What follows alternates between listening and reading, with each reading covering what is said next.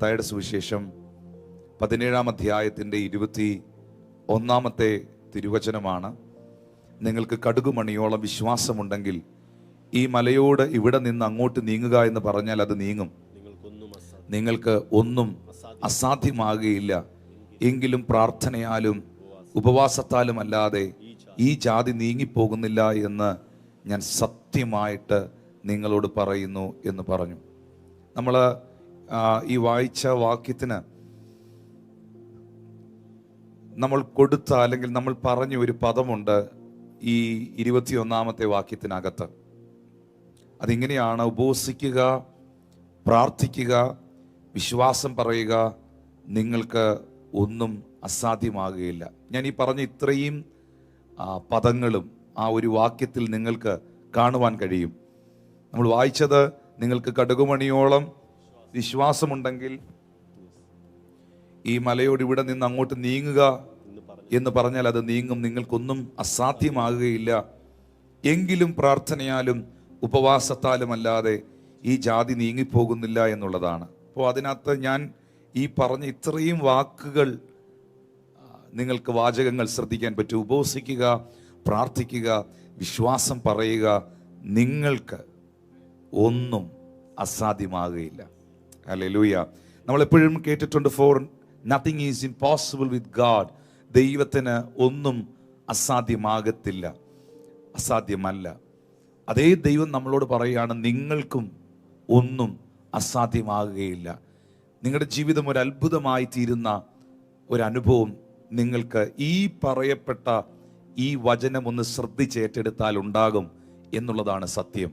ഉപവസിക്കുവാനും പ്രാർത്ഥിക്കുവാനും അധരങ്ങൾ തുറന്ന് നെഗറ്റീവായിട്ടുള്ള കാര്യങ്ങളൊന്നും പറയാതെ വിശ്വാസത്തിൻ്റെ വാക്കുകൾ പറയുവാനും ജീവിതത്തെ ഏൽപ്പിച്ചു കൊടുക്കുന്ന ഒരു വ്യക്തിക്ക് ഒന്നും അസാധ്യമാകത്തില്ലെന്നുള്ള ഉറപ്പ്, വാഗ്ദത്തം യേശു കർത്താവ് നമുക്ക് തന്നിരിക്കുമ്പോൾ അതിനപ്പുറത്ത് ഒരു പ്രോമിസ് ഇല്ല. എൻ്റെ പ്രിയപ്പെട്ടവരെ, ഈ ലോകത്തിലെ ഏത് പാസ്റ്റർമാരും ഏത് ദൈവദാസന്മാരും പറയുന്നതിനേക്കാളും അധികം നമുക്കതിൽ ട്രസ്റ്റ് ചെയ്യാം.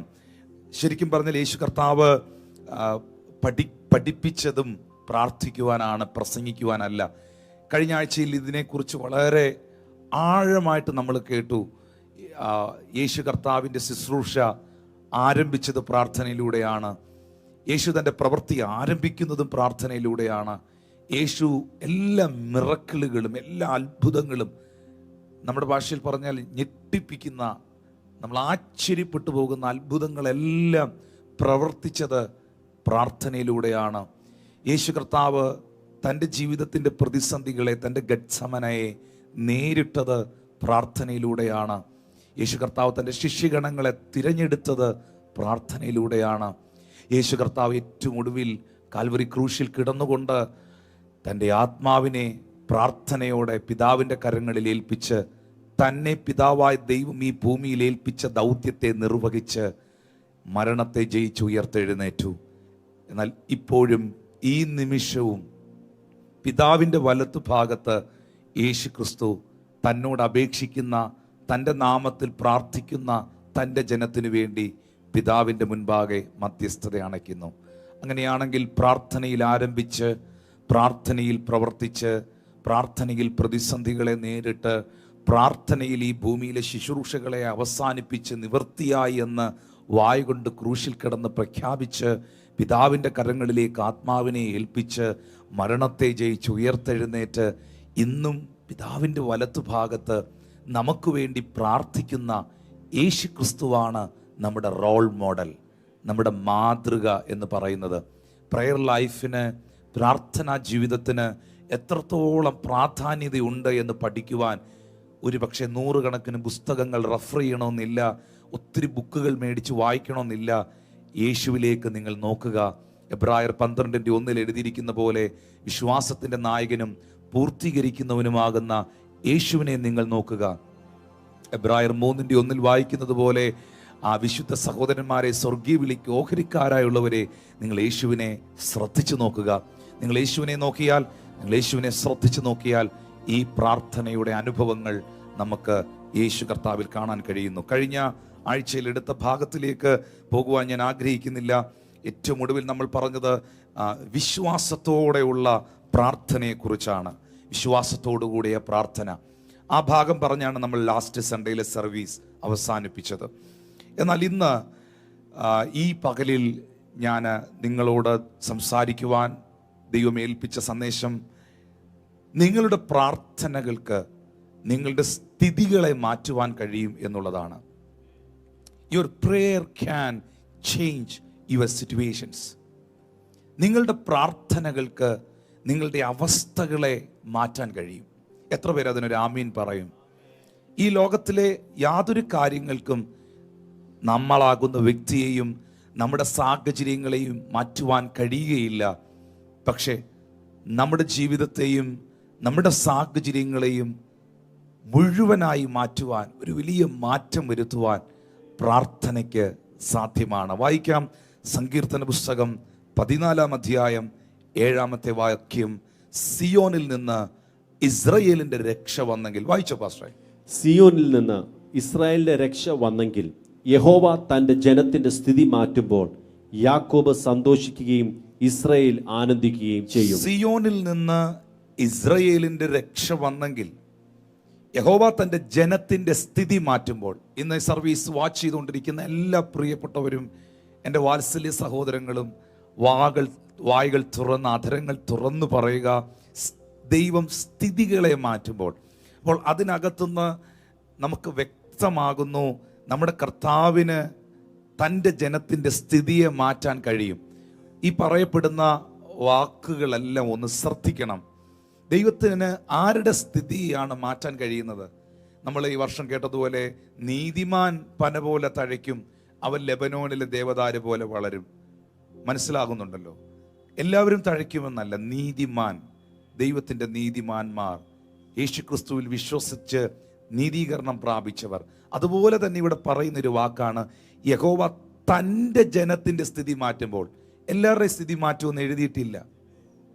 യഹോവ തൻ്റെ ജനത്തിൻ്റെ സ്ഥിതി മാറ്റുമ്പോൾ യാക്കോബ് സന്തോഷിക്കുകയും ഇസ്രായേൽ ആനന്ദിക്കുകയും ചെയ്യും.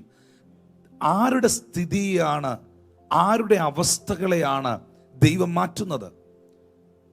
ആ അവസ്ഥകൾക്ക് മാറ്റം വരുമ്പോൾ, സ്ഥിതികൾക്ക് മാറ്റം വരുമ്പോൾ ആരാണ് ഇവിടെ സന്തോഷിക്കുന്നത്? ഇവിടെ സന്തോഷിക്കുന്നത് യാക്കോബ് സന്തോഷിക്കുകയും ഇസ്രായേൽ ആനന്ദിക്കുകയും ചെയ്യും എന്നാണ് എഴുതിയിരിക്കുന്നത്. ആരാണ് യാക്കോബ്? ശരിക്കും പറഞ്ഞാൽ യാക്കോബ് സന്തോഷിക്കുകയും ഇസ്രായേൽ ആനന്ദിക്കുകയും ചെയ്യുമെന്ന് അവിടെ എഴുതിയിരിക്കുമ്പം, ഞാൻ എൻ്റെ പ്രാർത്ഥനാമുറിയിൽ ഇരുന്നു കൊണ്ട് എൻ്റെ നോട്ടിനകത്ത് ഞാൻ എഴുതി, പ്രാർത്ഥിച്ചവൻ സന്തോഷിക്കുകയും അവൻ്റെ തലമുറ ആനന്ദിക്കുകയും ചെയ്യും. യാക്കോബ് സന്തോഷിക്കുകയും ഇസ്രായേൽ ആനന്ദിക്കുകയും ചെയ്യുമെന്ന് എഴുതിയിരിക്കുമ്പോൾ, ശരിക്കും പറഞ്ഞാൽ ഞാൻ അടുത്ത ഭാഗങ്ങൾ എടുക്കുമെന്ന് നിങ്ങൾക്കത് വ്യക്തമാകും. പ്രാർത്ഥിച്ചവൻ സന്തോഷിക്കുകയും അവൻ്റെ തലമുറ ആനന്ദിക്കുകയും ചെയ്യും. നമുക്ക് യാക്കോബിൻ്റെ പ്രാർത്ഥനയെക്കുറിച്ച്, അല്ലെങ്കിൽ പ്രാർത്ഥിച്ചവൻ്റെ തലമുറയാണോ ഈ സന്തോഷിച്ചത്? പ്രാർത്ഥിച്ചവൻ്റെ തലമുറയാണോ ആനന്ദിച്ചത്? പ്രാർത്ഥിച്ചവൻ്റെ ജീവിതത്തിലാണോ വ്യത്യാസം വന്നത് എന്ന് മനസ്സിലാക്കണമെങ്കിൽ, ആരുടെ സ്ഥിതിയാണ് ദൈവം മാറ്റുന്നത് എന്ന് മനസ്സിലാക്കണമെങ്കിൽ, നമുക്ക് ഉൽപ്പത്തിയുടെ പുസ്തകം 32-ാം അധ്യായത്തിൻ്റെ 23 മുതലുള്ള വേദഭാഗങ്ങളിലേക്കൊന്ന് വരേണ്ടതായിട്ടുണ്ട്. ഇന്നത്തെ ഈ സർവീസ് വാച്ച് ചെയ്യുന്ന നിങ്ങൾ ഓരോരുത്തരോടും ഈ ഭാഗങ്ങളിൽ നിന്നൊക്കെ കർത്താവ് സംസാരിക്കട്ടെ എന്ന് ഞാൻ ദൈവത്തോട് പ്രാർത്ഥിക്കുന്നു. കർത്താവിൻ്റെ അഭിഷിക്തൻ ദയവായിട്ട് ആ ഭാഗം ഒന്ന് വായിക്കാം. അങ്ങനെ അവൻ അവരെ കൂട്ടി ആറ്റിനക്കരെ കടത്തി, തനിക്കുള്ളതൊക്കെയും അക്കരെ കടത്തിയ ശേഷം യാക്കോബ് തനിയെ ശേഷിച്ചു. അപ്പോൾ ഒരു പുരുഷൻ ഉഷസാകുവോളം അവനോട് മല്ലു പിടിച്ചു. അവനെ ജയിക്കുകയില്ല എന്ന് കണ്ടപ്പോൾ അവൻ അവൻ്റെ തുടയുടെ തടം തൊട്ടു. ആകിയാൽ അവനോട് മല്ലു പിടിക്കുകയിൽ യാക്കോബിന്റെ തുടയുടെ തടം ഉളുക്കിപ്പോയി. എന്നെ വിടുക, ഉഷസ് ഉദിക്കുന്നുവല്ലോ എന്ന് അവൻ പറഞ്ഞതിന്, നീ എന്നെ അനുഗ്രഹിച്ചല്ലാതെ ഞാൻ നിന്നെ വിടുകയില്ല എന്ന് അവൻ പറഞ്ഞു. നിന്റെ പേർ എന്ത് എന്ന് അവൻ അവനോട് ചോദിച്ചതിന്, യാക്കോബ് എന്ന് അവൻ പറഞ്ഞു. നീ ദൈവത്തോടും മനുഷ്യരോടും മല്ലു പിടിച്ച് ജയിച്ചത് കൊണ്ട് നിന്റെ പേർ ഇനി യാക്കോബ് എന്നല്ല ഇസ്രായേൽ എന്ന് വിളിക്കപ്പെടും എന്ന് അവൻ പറഞ്ഞു. പ്രിയ ദൈവത്തിന്റെ ജനമേ, നീ ദൈവത്തോടും മനുഷ്യനോടും മല്ലു പിടിച്ചു.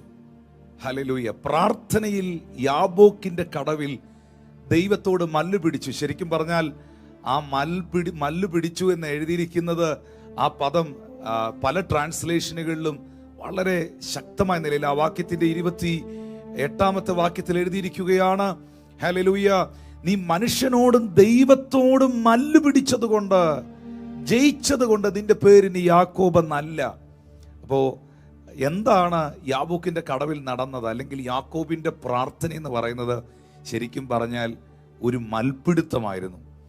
അനുഗ്രഹത്തിന് വേണ്ടി ദൈവത്തിന്റെ സന്നിധിയിൽ എൻ്റെ അവസ്ഥകളെ മാറ്റാതെ, എൻ്റെ സ്ഥിതികളെ മാറ്റാതെ, നീ എന്നെ അനുഗ്രഹിച്ചിട്ടല്ലാതെ ഞാൻ നിന്നെ വിടത്തില്ല എന്ന് പറഞ്ഞ് തമ്പുരാനെ കയറി പിടിച്ച, അവന്റെ പാദപീഠത്തിൽ കയറി ആഴമായി പിടിച്ച ഒരവസ്ഥ. ഹല്ലേലൂയ. ആ സമയത്ത് നമുക്ക് വളരെ വ്യക്തമായിട്ട് മനസ്സിലാക്കാൻ കഴിയുന്നു, ആ ഒരു മൽപ്പിടുത്തം അല്ലെങ്കിൽ പ്രാർത്ഥനയിൽ നിങ്ങൾ ഉദ്ദേശിക്കുന്ന പോലെ ഒരു റെസ്ലിംഗ് അല്ല അവിടെ നടക്കുന്നത്. ചിലരിങ്ങനെ പറയുന്നത് കേട്ടിട്ടുണ്ട്, യാക്കോബ് ദൈവവുമായിട്ടൊരു റെസ്ലിംഗ് നടന്നത്. ശരിക്കും പറഞ്ഞാൽ ഇതൊരു റെസ്ലിംഗ് അല്ല, അങ്ങോട്ടും ഇങ്ങോട്ടുള്ള ഒരു ഗുസ്തിയല്ല അവിടെ നടക്കുന്നത്. ഒരു മനുഷ്യൻ ദൈവസാന്നിധ്യം അനുഭവിക്കുമ്പോൾ തൻ്റെ പ്രാർത്ഥനയുടെ ആ സമയത്ത്, ആ സാഹചര്യത്തിൽ, ഹല്ലേലൂയ, ഇനി നീ എന്നെ അനുഗ്രഹിച്ചിട്ടല്ലാതെ, അങ്ങനെ തൊട്ടല്ലാതെ, എൻ്റെ വിഷയങ്ങൾക്ക് ഒരു വ്യത്യാസം വരുത്തിയല്ലാതെ അങ്ങേ ഞാൻ വിടുകയില്ല എന്ന് പറഞ്ഞ് വിശ്വാസത്തോടെ കയറി ദൈവത്തെ പിടിക്കുന്ന ഒരവസ്ഥയാണ് നമ്മളിവിടെ കാണുന്നത്. ശരിക്കും പറഞ്ഞാൽ നമുക്കവിടെ വളരെ വ്യക്തമായിട്ട് മനസ്സിലാക്കാൻ കഴിയുന്നുണ്ട്, ആ ഒരൊറ്റ പ്രാർത്ഥന യാക്കോബിന്റെ ചരിത്രത്തെ മാറ്റുകയാണ്. ഒരു മനുഷ്യൻ, ഇങ്ങനെ പറയട്ടെ, കുറച്ചുകൂടെ നല്ലത് ഇങ്ങനെ പറയുന്നതാ, ഒരു മനുഷ്യനെ ദൈവം ഒരു രാജ്യമായി പ്രഖ്യാപിച്ചു. ഇനി നിന്റെ പേര് യാക്കോബ് എന്നല്ല, ഇനി നിന്റെ പേര് ഇസ്രായേൽ എന്നാണ്. ഒരു മനുഷ്യൻ, തിങ്ക് അബൌട്ട് ദാറ്റ്. നമുക്കിത് കേൾക്കുമ്പോൾ നമുക്ക് ചിന്തിക്കാൻ പോലും പറ്റുകയില്ല. നമ്മൾക്ക് ഇമാജിൻ ചെയ്യുന്നതിനൊക്കെ ഒരു പരിധിയുണ്ട്. ഒരു മനുഷ്യന്റെ ദൈവസന്നിധിയിലുള്ള മല്ലു പിടിച്ചുള്ള പ്രാർത്ഥന, അല്ലെങ്കിൽ ദൈവസന്നിധിയിൽ അവൻ ശക്തമായിട്ട് ഉത്സാഹത്തോടെ പ്രാർത്ഥിച്ച, വിശ്വാസത്തോടെ പ്രാർത്ഥിച്ച പ്രാർത്ഥന അവനെ മാത്രമല്ല, ഒരു ജനതയുടെ, ഒരു നാഷണാലിറ്റീസിന്റെ അല്ലെങ്കിൽ ഒരു നേഷന്റെ അനുഗ്രഹമായി മാറി. ഹല്ലേലൂയ. ഇന്ന് ഈ സന്ദേശം കേൾക്കുന്ന നിങ്ങളോട് പറയട്ടെ, നിങ്ങളുടെ പ്രാർത്ഥന നിങ്ങളെ മാത്രമല്ല തൊടുന്നത്, നിങ്ങളുടെ പ്രാർത്ഥന നിങ്ങളുടെ ദേശങ്ങളെ തൊടും. നിങ്ങൾ നിമിത്തം നിങ്ങളുടെ ദേശങ്ങളിൽ വ്യത്യാസങ്ങളെ ദൈവം അയക്കും. ജോസഫ് നിമിത്തം മിസ്രൈമിന്റെ വീടിനെ അനുഗ്രഹിച്ച ദൈവം, ജോസഫ് എന്ന മനുഷ്യൻ നിമിത്തം മിസ്രൈമിനെ മാനിച്ച ദൈവം. പ്രാർത്ഥിക്കുന്ന സഹോദര, പ്രാർത്ഥിക്കുന്ന സഹോദരി, നിങ്ങൾ നിമിത്തം നിങ്ങളുടെ ദേശത്തെ അനുഗ്രഹിക്കുവാൻ ദൈവം മതിയായ ദൈവമാണ്. ഈ സന്ദേശം ഇന്ന് നിങ്ങൾ കേട്ടുകൊണ്ടിരിക്കുന്ന ഈ സാഹചര്യത്തിൽ യാക്കോബിന്റെ ചരിത്രം അവിടെ മാറുകയാണ്. ഞാനിന്ന് നിങ്ങളോട് പറഞ്ഞല്ലോ, പ്രാർത്ഥനയ്ക്ക് നിങ്ങളുടെ സ്ഥിതികളെ മാറ്റാൻ കഴിയുമെന്ന്. ഇതിനേക്കാൾ വേറൊരു നല്ല ഉദാഹരണം വേറെ എന്താ ഞാൻ പറയുക പ്രിയപ്പെട്ടവരെ? ഒരു മനുഷ്യൻ ഒരു രാജ്യമായി തീർന്നതിനേക്കാൾ വലിയൊരു സംഭവം ഇനി പറയാനുണ്ടോ? വീടും നാട് ഊരുമെല്ലാം വിട്ട് ഏകനായി മാറിയ യാക്കോബ് തൻ്റെ ജീവിതത്തിൽ എല്ലാ മേഖലയിലും പ്രതിസന്ധികളും തകർച്ചകളും മാത്രം അനുഭവിച്ച ഈ മനുഷ്യൻ ബാല്യപ്രായം മുതലേ പലതിനോടും പടവെട്ടി വിജയിക്കുവാൻ പരിശീലിച്ചെങ്കിലും പലതിലും പരാജയപ്പെട്ടു പോയ ഈ വ്യക്തിത്വം ദൈവസന്നിധിയിൽ യാബോക്കിന്റെ കടവിൽ പ്രാർത്ഥനയുടെ മധ്യേ ആ മല്ലുപിടുത്തത്തിങ്കൽ ദൈവസന്നിധിയിൽ അവന്റെ പേര് മാറുന്നു, പെരുമാറ്റം മാറുന്നു, ജീവിത ശൈലികൾ മാറുന്നു. ഒറ്റ വാക്കിൽ പറഞ്ഞാൽ ഇന്നത്തെ മെസ്സേജിന്റെ ടൈറ്റിൽ പോലെ അവന്റെ സ്ഥിതികളെ മുഴുവൻ ആ ഒരൊറ്റ പ്രാർത്ഥനയിൽ ദൈവം മാറ്റി. യെശയ്യാവിന്റെ പ്രവചന പുസ്തകം 41-ാം അധ്യായത്തിന്റെ 8-ാമത്തെ വാക്യത്തിലേക്ക് വരുമ്പോൾ ദൈവം പറയുകയാണ്, നീയോ എൻ്റെ ദാസനായ ഇസ്രായേലേ, ഞാൻ തിരഞ്ഞെടുത്ത യാക്കോബേ, എൻ്റെ സ്നേഹിതനായ അബ്രഹാമിന്റെ സന്തതിയെ, നീ എൻ്റെ ദാസൻ. ഹല്ലേലൂയ. ഇനി നമുക്കറിയാം യാക്കോബ് ആരാണ്? യാക്കോബ് പ്രാർത്ഥിച്ചവനാണ്, പ്രാർത്ഥനയിൽ ദൈവത്തോട് മല്ലുപിടിച്ചവനാണ്, ദൈവ സാന്നിധ്യത്തിങ്കിൽ ഉത്സാഹത്തോടെ പ്രാർത്ഥിച്ചവനാണ്, വിശ്വാസത്തോടെ പ്രാർത്ഥിച്ചവനാണ്. നീ എന്നെ അനുഗ്രഹിച്ചിട്ടല്ലാതെ ഞാൻ നിന്നെ വിടത്തില്ലെന്ന് ദൈവസന്നിധിയിൽ പ്രതിജ്ഞ എടുത്തവനാണ്. ഹല്ലേലൂയ. ആ യാക്കോബിനെ കുറിച്ച് പറയുമ്പോൾ ഞാൻ ഇനി ഈ ഭാഗം ഒന്ന് വായിക്കുമ്പോൾ, നിങ്ങളുടെ കയ്യിൽ ഒരു തുറന്ന ബൈബിൾ ഉണ്ടെങ്കിൽ വളരെ നന്നായിരിക്കും. ബൈബിൾ ആരുടെയെങ്കിലും പക്കലില്ലെങ്കിൽ ഈ ലൈവ് ചാറ്റിൽ എന്നെ കാണുന്ന ആരെങ്കിലും ഈ വാക്യങ്ങൾ ഓരോന്നായിട്ടൊന്ന് ഇട്ടുകൊടുത്താൽ അവർക്കും അത് കാണാനായിട്ട് കഴിയും. അവിടെ എഴുതിയിരിക്കുകയാണ്, തിരഞ്ഞെടുത്ത യാക്കോബേ, എൻ്റെ സ്നേഹിതനായ അബ്രഹാമിന്റെ സന്തതിയെ, നീ എൻ്റെ ദാസൻ. ഹല്ലേലൂയ. ഞാൻ ഇനി എല്ലാം ഞാൻ നിന്നെ എന്ന് എഴുതിയിരിക്കുന്നിടത്ത് യാക്കോബിനെ കുറിച്ചാണല്ലോ. അവിടെ എല്ലാം ഞാൻ പ്രാർത്ഥിച്ചവനെ എന്ന് ചേർത്തൊന്ന് വായിക്കാൻ പോവുകയാണ്. പ്രാർത്ഥിച്ചവനെ, ഞാൻ പ്രാർത്ഥിച്ചവനെ നിരസിച്ചു കളയാതെ തിരഞ്ഞെടുത്തിരിക്കുന്നു. ഹല്ലേലൂയ. 10ാമത്തെ വാക്യത്തിൽ പറയുന്നു, ഞാൻ പ്രാർത്ഥിക്കുന്ന നിന്നോട് കൂടെയുണ്ട്. ഭ്രമിച്ചു നോക്കേണ്ട, പ്രാർത്ഥിച്ച യാക്കോബേ, ഞാൻ നിന്റെ ദൈവമാകുന്നു. പ്രാർത്ഥിച്ച യാക്കോബേ, ഞാൻ നിന്നെ ശക്തീകരിക്കും. യാബോക്കിന്റെ കടവിൽ മൽപിടിച്ച യാക്കോബേ, ഞാൻ നിന്നെ സഹായിക്കും. എന്റെ നീതിയുള്ള വലം കൈകൊണ്ട് ഞാൻ നിന്നെ താങ്ങും. ഇനി ഈ ദൂതം ഏറ്റെടുക്കുക പ്രിയപ്പെട്ടവരെ. 11 മുതലുള്ള വാക്യത്തിൽ യാബോക്കിന്റെ കടവിൽ ദൈവ സാന്നിധ്യത്തിൽ മല്ലുപിടിച്ച യാക്കോബിനെ കുറിച്ച് നമ്മൾ വായിക്കുമ്പോൾ ഇന്നത്തെ സന്ദേശത്തോടുള്ള ബന്ധത്തിൽ ഞാൻ ഇങ്ങനെ വായിക്കുന്നു, പ്രാർത്ഥിച്ച യാക്കോബേ, നിന്നോട് കോപിച്ചിരിക്കുന്ന എല്ലാവരും ലജ്ജിച്ചമ്പരന്ന് പോകും. പ്രാർത്ഥിച്ച യാക്കോബേ, നിന്നോട് വാദിക്കുന്നവർ നശിച്ചില്ലാതെയാകും. പ്രാർത്ഥിക്കുന്നവനെ, നിന്നോട് പോരാടുന്നവനെ നീ അന്വേഷിക്കും, കാണുകയില്ല. പ്രാർത്ഥിക്കുന്ന ദൈവവൈതലേ, നിന്നോട് യുദ്ധം ചെയ്യുന്നവൻ നാസ്തിത്വവും ഇല്ലായ്മയും പോലെയാകും. പ്രാർത്ഥിക്കുന്ന ദൈവവൈതലേ, നിന്റെ ദൈവമായ യഹോവയാകുന്ന ഞാൻ നിന്റെ വലം കൈപിടിച്ചു നിന്നോട് ഭയപ്പെടേണ്ട, ഞാൻ നിന്നെ സഹായിക്കുമെന്ന് പറയുന്നു. ഹല്ലേലൂയ. പുഴുവായ യാക്കോബേ, ഇസ്രായേൽ പരിശയെ ഭയപ്പെടേണ്ട. പ്രാർത്ഥിച്ച യാക്കോബേ, ഞാൻ നിന്നെ സഹായിക്കുമെന്ന് യഹോവ അരുളി ചെയ്യുന്നു. നിന്റെ വീണ്ടെടുപ്പുകാരൻ ഇസ്രായേലിന്റെ പരിശുദ്ധൻ തന്നെ. പ്രാർത്ഥിക്കുന്ന ദൈവമൈതലേ, പ്രാർത്ഥിച്ച യാക്കോബേ, ഞാൻ നിന്നെ പുതിയതും മൂർച്ചയുള്ളതും പല്ലേറിയതുമായ മെതിവണ്ടിയാക്കി തീർക്കുന്നു. നീ പർവ്വതങ്ങളെ മെതിച്ചു പഠിക്കുകയും കുന്നുകളെ പതിർ പോലെയാക്കുകയും ചെയ്യുന്നു. നീ അവയെ പാറ്റും, കാറ്റവയെ പറപ്പിച്ചു കൊണ്ടുപോകും, ചുഴലിക്കാറ്റവയെ ചിതറിച്ചു കളയും. നീയോ യഹോവയിൽ ഘോഷിച്ച് ഇസ്രായേലിന്റെ പരിശുദ്ധനിൽ പുകഴും. ദൈവത്തിന്റെ സാന്നിധ്യത്തിൽ, ദൈവത്തിന്റെ സന്നിധിയിൽ പ്രാർത്ഥിക്കുന്ന ദൈവവൈതലേ, ദൈവം നിനക്ക് വേണ്ടി ഒരുക്കിയിരിക്കുന്ന നന്മയുടെ ആഴങ്ങൾ എത്ര വലുതാണ്. എഴുന്നേറ്റ് നടക്കുവാൻ പ്രാപ്തിയില്ലാതെ തുടയുടെ തടം ഉളുക്കിപ്പോയി മുടന്തി നടക്കുന്നവനെ നോക്കി സ്വർഗത്തിലെ ദൈവം പറയുകയാണ്, നിന്നെ ഞാനൊരു മെതിവണ്ടിയാക്കി മാറ്റും. ഹല്ലേലൂയ. നിന്നെ ഞാനൊരു മെതിവണ്ടിയാക്കി മാറ്റും. നീ പർവ്വതങ്ങളെ പൊടിക്കും, നീ കുന്നുകളെ പൊടിക്കും. ഹല്ലേലൂയ. അതിനെ പതിർപോലെ ആക്കി കളയും. ദൈവം തന്റെ ജനത്തിന്റെ സ്ഥിതി മാറ്റുമ്പോൾ യാക്കോബ് സന്തോഷിക്കുകയും ഇസ്രായേൽ ആനന്ദിക്കുകയും ചെയ്യും. പ്രാർത്ഥിച്ചവൻ സന്തോഷിക്കുന്നു, പ്രാർത്ഥിച്ചവന്റെ തലമുറ ആനന്ദിക്കുന്നു. പ്രാർത്ഥിച്ചവന്റെ സ്ഥിതികളെ ദൈവം മാറ്റുന്നു. എഴുന്നേറ്റ് നടക്കാൻ പ്രാപ്തിയില്ലാത്തവനെ മെതിവണ്ടിയാക്കി മാറ്റുന്നു. പെരുവെള്ളം കവിഞ്ഞു വരുമ്പോൾ അത് അവന്റെ മീതെ ഒഴുകുന്നില്ല. തീയിലൂടെ നടക്കുമ്പോൾ അവന്റെ കാല് വെന്തു പോകുന്നില്ല. നമ്മൾ ഈ വചനങ്ങളെല്ലാം വായിച്ച് സന്തോഷിക്കുകയും നമ്മൾ വാഗ്ദത്ത പ്രോമിസ് വേർഡുകളായിട്ട് ആൾക്കാർക്ക് അയച്ചു കൊടുക്കുകയും ഒക്കെ ചെയ്യും. പക്ഷേ ആരുടെ മേളിലാണ് പെരുവെള്ളം കവിഞ്ഞൊഴുകാത്തത്? ആരുടെ കാലാണ് തീയിൽ വെന്തുപോകാത്തത്? ആരാണ് ഒരു മെതിവണ്ടിയായി തീരുന്നത്? ആരാണ് ഇസ്രായേലിന്റെ യഹോവയിൽ ഘോഷിച്ച് ഉല്ലസിച്ച് പുകഴുന്നത്? ആരോട് പോരാടുന്നവരാണ് ഇല്ലാതെയാകുന്നത്? ആരോട് യുദ്ധം ചെയ്യുന്നവരാണ് നാസ്തിത്വവും ഇല്ലായ്മയുമാകുന്നത്? ആരെ നോക്കിയാണ് ദൈവം ഭയപ്പെടേണ്ട, ഞാൻ നിന്നോട് കൂടെയുണ്ട്, ഞാൻ നിന്നെ ശക്തീകരിക്കും, ഞാൻ നിന്നെ സഹായിക്കും, എൻ്റെ നീതിയുള്ള വലം കൈ കൊണ്ട് നിന്നെ താങ്ങുമെന്ന് പറഞ്ഞത് ആരോടാണ്?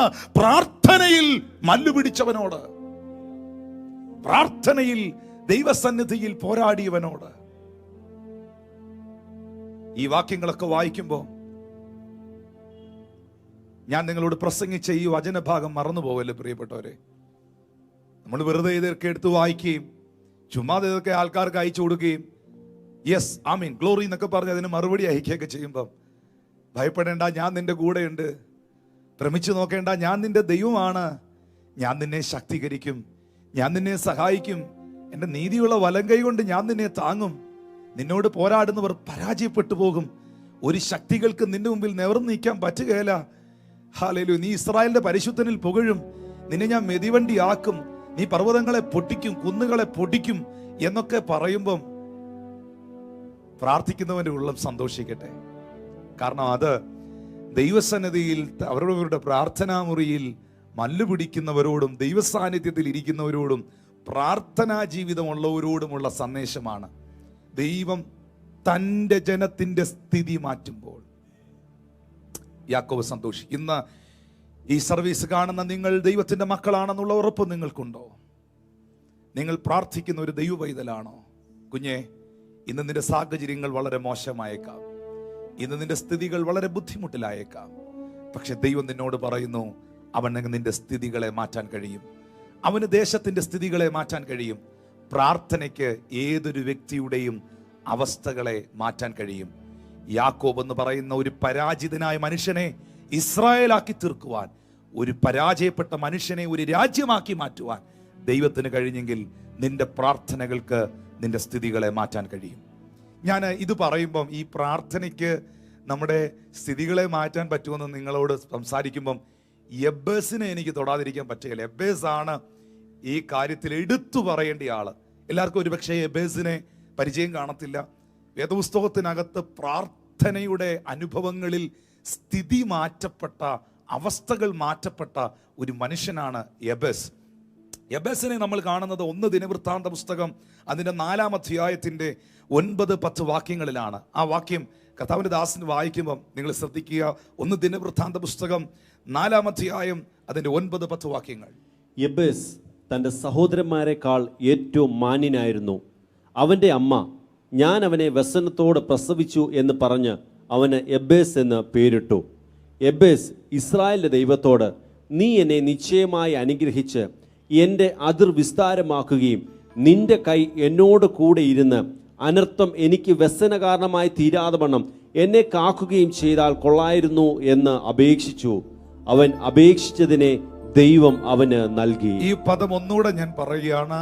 അവൻ അപേക്ഷിച്ചതിനെ ദൈവം അവന് നൽകി. ഒന്നുകൂടെ പറയുന്നു, യബ്ബേസ് പ്രാർത്ഥിച്ചതിനെ, അപേക്ഷിച്ചതിനെ ദൈവം അവന് നൽകി. എത്ര പേരെന്ന് എന്നെ കാണുന്ന സഹോദരങ്ങൾ അതിനൊരു ആമീൻ പറയാനുണ്ട്? അതിന്റെ 9-ാമത്തെ വാക്യത്തിൽ എഴുതിയിരിക്കുന്നു, ഈ എഴുതപ്പെട്ടിരിക്കുന്ന ഈ ചരിത്രത്തിൽ ശരിക്കും പറഞ്ഞാൽ 9-ാമത്തെ വാക്യത്തിൽ തന്നെ യബ്ബേസിന്റെ പ്രാർത്ഥനയുടെ മറുപടി, യബ്ബേസിന്റെ ജീവിതം എന്തായി മാറി, ദൈവം യബ്ബേസിന്റെ സ്ഥിതികളെ മാറ്റിയത് 9-ാമത്തെ വാക്യത്തിൽ തന്നെ നമുക്ക് കാണാനായിട്ട് പറ്റുന്നുണ്ട്. അവിടെ എഴുതിയിരിക്കുകയാണ്, യബ്ബേസ് തൻ്റെ സഹോദരങ്ങളെക്കാൾ ഏറ്റവും മാന്യനായിരുന്നു. ഹല്ലേലൂയ. പക്ഷേ അവനെ വ്യസനത്തോടെ പ്രസവിച്ചു എന്ന് പറഞ്ഞ് അവൻ്റെ അമ്മ അവന് യബ്ബേസ് എന്ന് പേരിട്ടു. ശരിക്കും പറഞ്ഞാൽ ആ ചരിത്രം, ഞാനിത് ഇന്നലെയും കഴിഞ്ഞ 1-2 ദിവസങ്ങളായിട്ട് ഇതിനെക്കുറിച്ച് ഒരു ചെറിയ സ്റ്റഡി അല്പമായിട്ട് നടത്തി. അതിനകത്ത് ഈ യബ്ബേസിനെ കുറിച്ച് ഉള്ള വേദപണ്ഡിതന്മാർ പറയുന്ന അല്ലെങ്കിൽ പഠനങ്ങളിൽ എനിക്ക് മനസ്സിലാക്കാൻ കഴിഞ്ഞൊരു കാര്യം, യബ്ബേസിനെ പ്രസവിച്ചപ്പോൾ ജീവിത സാഹചര്യങ്ങൾ നിമിത്തവും യബ്ബേസിന് അവൻ്റെ ജീവിതത്തിൽ ഉണ്ടായ രോഗങ്ങൾ, അസുഖങ്ങളൊക്കെ നിമിത്തവും, ശാരീരിക ബുദ്ധിമുട്ടുകൾ നിമിത്തവും, അവനെ പ്രസവിച്ച അവൻ്റെ അമ്മയ്ക്കുണ്ടായ ബുദ്ധിമുട്ടുകൾ നിമിത്തവും ഈ ഒരു സാഹചര്യം അമ്മ പറയുകയാണ്. ആ അമ്മ മകനെ കുറിച്ച് ഒരമ്മയും പറയാത്തൊരു പദമാണ്. ദൈവത്തിൻ്റെ സ്നേഹം കഴിഞ്ഞാൽ ഈ ഭൂമിയിൽ ഏറ്റവും വലിയ സ്നേഹം എന്ന് പറയുന്നത് ഒരു അമ്മയുടെ സ്നേഹമാണ്, മാതൃസ്നേഹമാണ്. അതുകൊണ്ടാണ് ബൈബിളിൽ പറയുന്നത്, ഒരു അമ്മ തൻ്റെ കുഞ്ഞിനെ മറക്കുമോ? സാധ്യത വളരെ കുറവാണ്. അവൾ നിന്നെ മറന്നാലും ഞാൻ നിന്നെ മറക്കുകയില്ല എന്ന് പറയുന്നതിൻ്റെ സാരം അതാണ്. ഒരിക്കലും ഒരു അമ്മ ഒരു കുഞ്ഞിനെ പ്രസവിച്ചിട്ട്, ഇന്നത്തെ സാഹചര്യം വ്യത്യസ്തമാണ്, ഇന്നത്തെ സാഹചര്യവുമായിട്ട് ഞാൻ അതിനെ കമ്പയർ ചെയ്യുന്നില്ല. ഇന്ന് നമ്മൾ ഒരുപാട് വാർത്തകൾ ആ നിലകളിലൊക്കെ കാണുന്നുണ്ട്. മാതൃസ്നേഹം തെല്ലുമില്ലാതെ പോകുന്ന അമ്മമാരെയൊക്കെ നമ്മൾ ലോകത്തിൽ കാണുന്നുണ്ട്. എന്തിനും പാപത്തിന് വേണ്ടി, ലോകത്തിന് വേണ്ടി എന്തും ചെയ്യുവാൻ മടിക്കാത്തൊരു സമൂഹത്തെ അത് നമുക്ക് മാറ്റിവെക്കാം. പക്ഷേ സാധാരണ നിലയിൽ 100-ൽ 98% അല്ലെങ്കിൽ 99% ഒരമ്മ എന്ന് പറയുന്നത് നല്ല വാക്കുകൾ കുഞ്ഞുങ്ങളെ നോക്കി പറയുന്നവരാണ്. ആ ജനിച്ച കുഞ്ഞ് ഏറ്റവും നന്നായിരിക്കണം, ഏറ്റവും നന്നായിട്ട് പഠിക്കണം, ഏറ്റവും നല്ല നിലയിൽ എത്തണമെന്ന് ആഗ്രഹിക്കുന്ന ഒരു വ്യക്തിത്വമാണ് ഒരു അമ്മയെന്ന് പറയുന്നത്. പക്ഷെ ഈ അമ്മ, യബ്ബേസിന്റെ അമ്മ പറയുകയാണ്, ഞാൻ അവനെ വ്യസനത്തോടെ പ്രസവിച്ചു എന്ന് പറഞ്ഞ് അവന് വ്യസനപുത്രൻ എന്ന് പേരിട്ടു. യബ്ബേസ് എന്ന വാക്കിന്റെ അർത്ഥമെന്ന് പറയുന്നത് ഈ മേക്ക് സോറോഫുൾ എന്നാണ്. ഹല്ലേലൂയ. അവൻ വേദന നൽകുന്നവൻ എന്നാണ്. സോറോ, ദുഃഖം നൽകുന്നവൻ, വേദന നൽകുന്നവൻ എന്നാണ്. കാരണം അത്രേ വേദോസ്തവത്തിൽ എഴുതിയിട്ടുള്ളെങ്കിലും പിന്നത്തേതിലുള്ള സ്റ്റഡിയിൽ എനിക്ക് മനസ്സിലായത് ഈ യബ്ബേസ് എപ്പോഴും ശാരീരിക ബുദ്ധിമുട്ടുള്ളവനും രോഗമുള്ളവനും, ഈ ശരിക്കും പറഞ്ഞാൽ നമ്മുടെ ആൾക്കാർക്ക് പറഞ്ഞ് മനസ്സിലാക്കണമെങ്കിൽ അവൻ ജനിച്ചതിന് ശേഷം ശരിക്കും ആ വീട്ടിലും ആ അമ്മയ്ക്കും എല്ലാം ഭയങ്കര പരാജയങ്ങൾ മാത്രമായിരുന്നു. പലരും അതിനെ ഉപയോഗിക്കുന്ന പല പദങ്ങളുണ്ട്, അത് ഞാൻ ഉപയോഗിക്കാൻ ഇഷ്ടപ്പെടുന്നില്ല. ശരിക്കും പറഞ്ഞാൽ ആ കുഞ്ഞ് ഈ ലോകത്തേക്ക് വന്നതിന് ശേഷം മുഴുവൻ പ്രതിസന്ധിയായിരുന്നു. സോറോസ്, ദുഃഖങ്ങൾ, വേദനകൾ മാത്രമായിരുന്നു. പക്ഷേ ഇവിടെ നമുക്ക് കാണാൻ കഴിയുന്നുണ്ട് അതിന്റെ 10-ാമത്തെ വാക്യത്തിൽ യബ്ബേസ് ദൈവത്തോട് പ്രാർത്ഥിച്ചു, ദൈവമേ നീ എന്നെ നിശ്ചയമായും അനുഗ്രഹിച്ച് എൻ്റെ അതിർ വിസ്താരമാക്കുക, എൻ്റെ ടെറിട്ടറി എൻലാർജ് ചെയ്യുകയും എൻ്റെ അതിർ വിസ്താരമാക്കുകയും നിന്റെ കൈ എന്നോട് കൂടെ ഇരുന്ന് അനർത്ഥം, കാരണം വേദപണ്ഡിതന്മാർ പറയുന്നത് എന്നും രോഗം, എന്നും കഷ്ടത, എന്നും പ്രതിസന്ധി, യബ്ബേസിന്റെ ജീവിതത്തിൽ എന്നും തകർച്ചകൾ, അനർത്ഥം എനിക്ക് വ്യസന കാരണമായി തീരാതെ വണ്ണം എന്നെ കാക്കുകയും ചെയ്താൽ കൊള്ളാമായിരുന്നു അപേക്ഷിച്ചു. അവൻ അപേക്ഷിച്ചതിനെ ദൈവം അവന് നൽകി എന്ന് 10-ാമത്തെ വാക്യത്തിൽ എഴുതിയിരിക്കുമ്പോൾ, ശരിക്കും പറഞ്ഞാൽ 9-ാമത്തെ വാക്യം 9-ാമത്തെ വചനത്തിന്റെ 1-ാമത്തെ ഭാഗം, പ്രാരംഭ ഭാഗമാണ് ആ പ്രാർത്ഥനയുടെ മറുപടി എന്ന് പറയുന്നത്. യബ്ബേസ് തന്റെ സഹോദരന്മാരെക്കാൾ ഏറ്റവും മാന്യനായി തീർന്നു. അപ്പോൾ ഇന്നത്തെ സന്ദേശം എന്താണ്?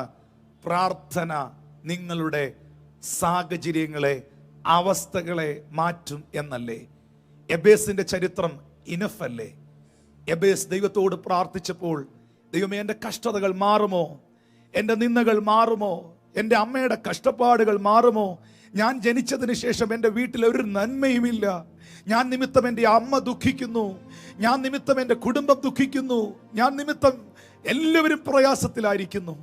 ദൈവമേ നീ എൻ്റെ അവസ്ഥകളെ മാറ്റണം, നീ എൻ്റെ സാഹചര്യങ്ങളെ മാറ്റണം, നീ എൻ്റെ അതിരുകളെ വിശാലമാക്കണം. ആ പ്രാർത്ഥനയുടെ ഡെപ്ത് ഭയങ്കര. ഇന്നെനിക്ക് തൊടാൻ നേരെയില്ല പ്രിയപ്പെട്ടവരെ, ഓരോന്ന് എടുത്തു പറയേണ്ടതായി യബ്ബേസ് പ്രാർത്ഥിച്ച ഓരോ വാക്കുകൾ. നമ്പർ 1 ഞാൻ എക്സ്പ്ലെയിൻ ചെയ്യുന്നില്ല.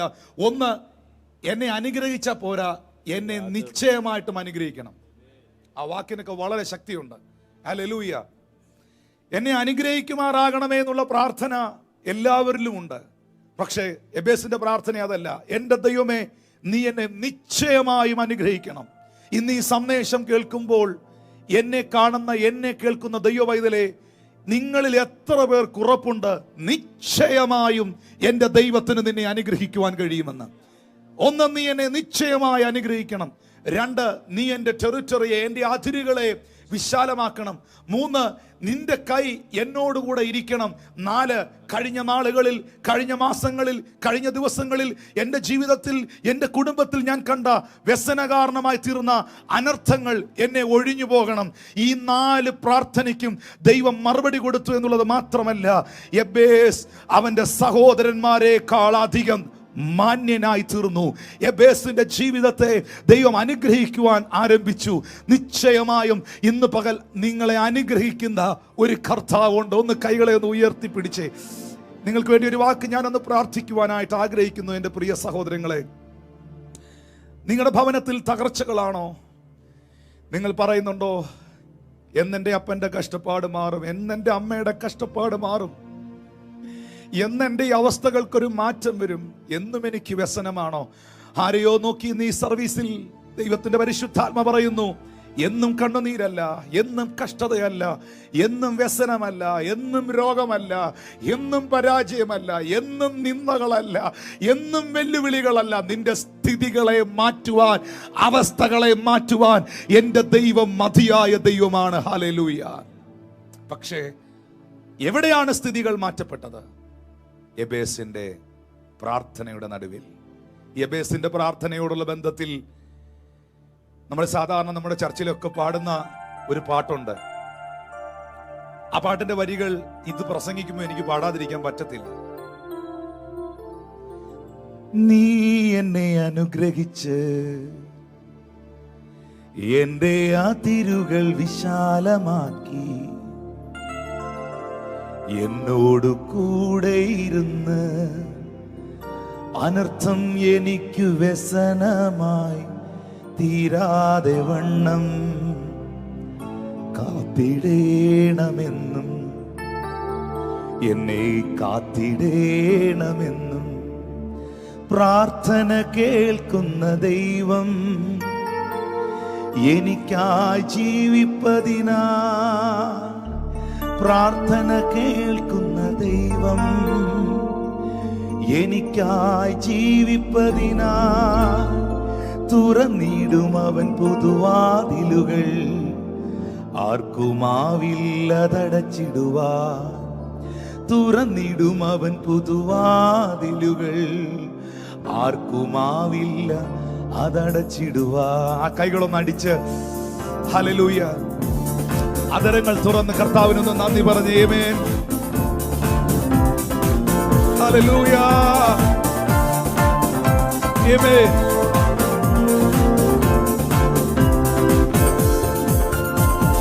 ഹൃദയങ്ങൾ അറിയുന്ന നാഥൻ നൽകിയിടും ആവശ്യമെല്ലാം. ഹൃദയങ്ങൾ അറിയുന്ന നാഥൻ നൽകിയിടും ആവശ്യമെല്ലാം. അവനെ നോക്കിയോർ ശോഭിതരായി അവരോ ഒരു നാടും ലജ്ജിച്ചില്ല.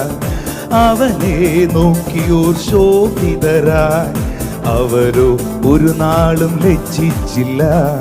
നീ എന്നെ അനുഗ്രഹിച്ച് എന്റെ അതിരുകൾ വിശാലമാക്കി. നീ എന്നെ അനുഗ്രഹിച്ച് എന്റെ അതിരുകൾ വിശാലമാക്കി. എന്നോട് കൂടെ ഇരുന്ന് അനർത്ഥം എനിക്കു വ്യസനമായി തീരാതെ വണ്ണം കാത്തിടേണമെന്നും എന്നെ കാത്തിടേണമെന്നും. പ്രാർത്ഥന കേൾക്കുന്ന ദൈവം എനിക്കായി ജീവിപ്പതിനായി. പ്രാർത്ഥന കേൾക്കുന്ന ദൈവം എനിക്കായി ജീവിപ്പ. ഒരിക്കൽ കൂടെ ചേർന്ന് പാടിയേ.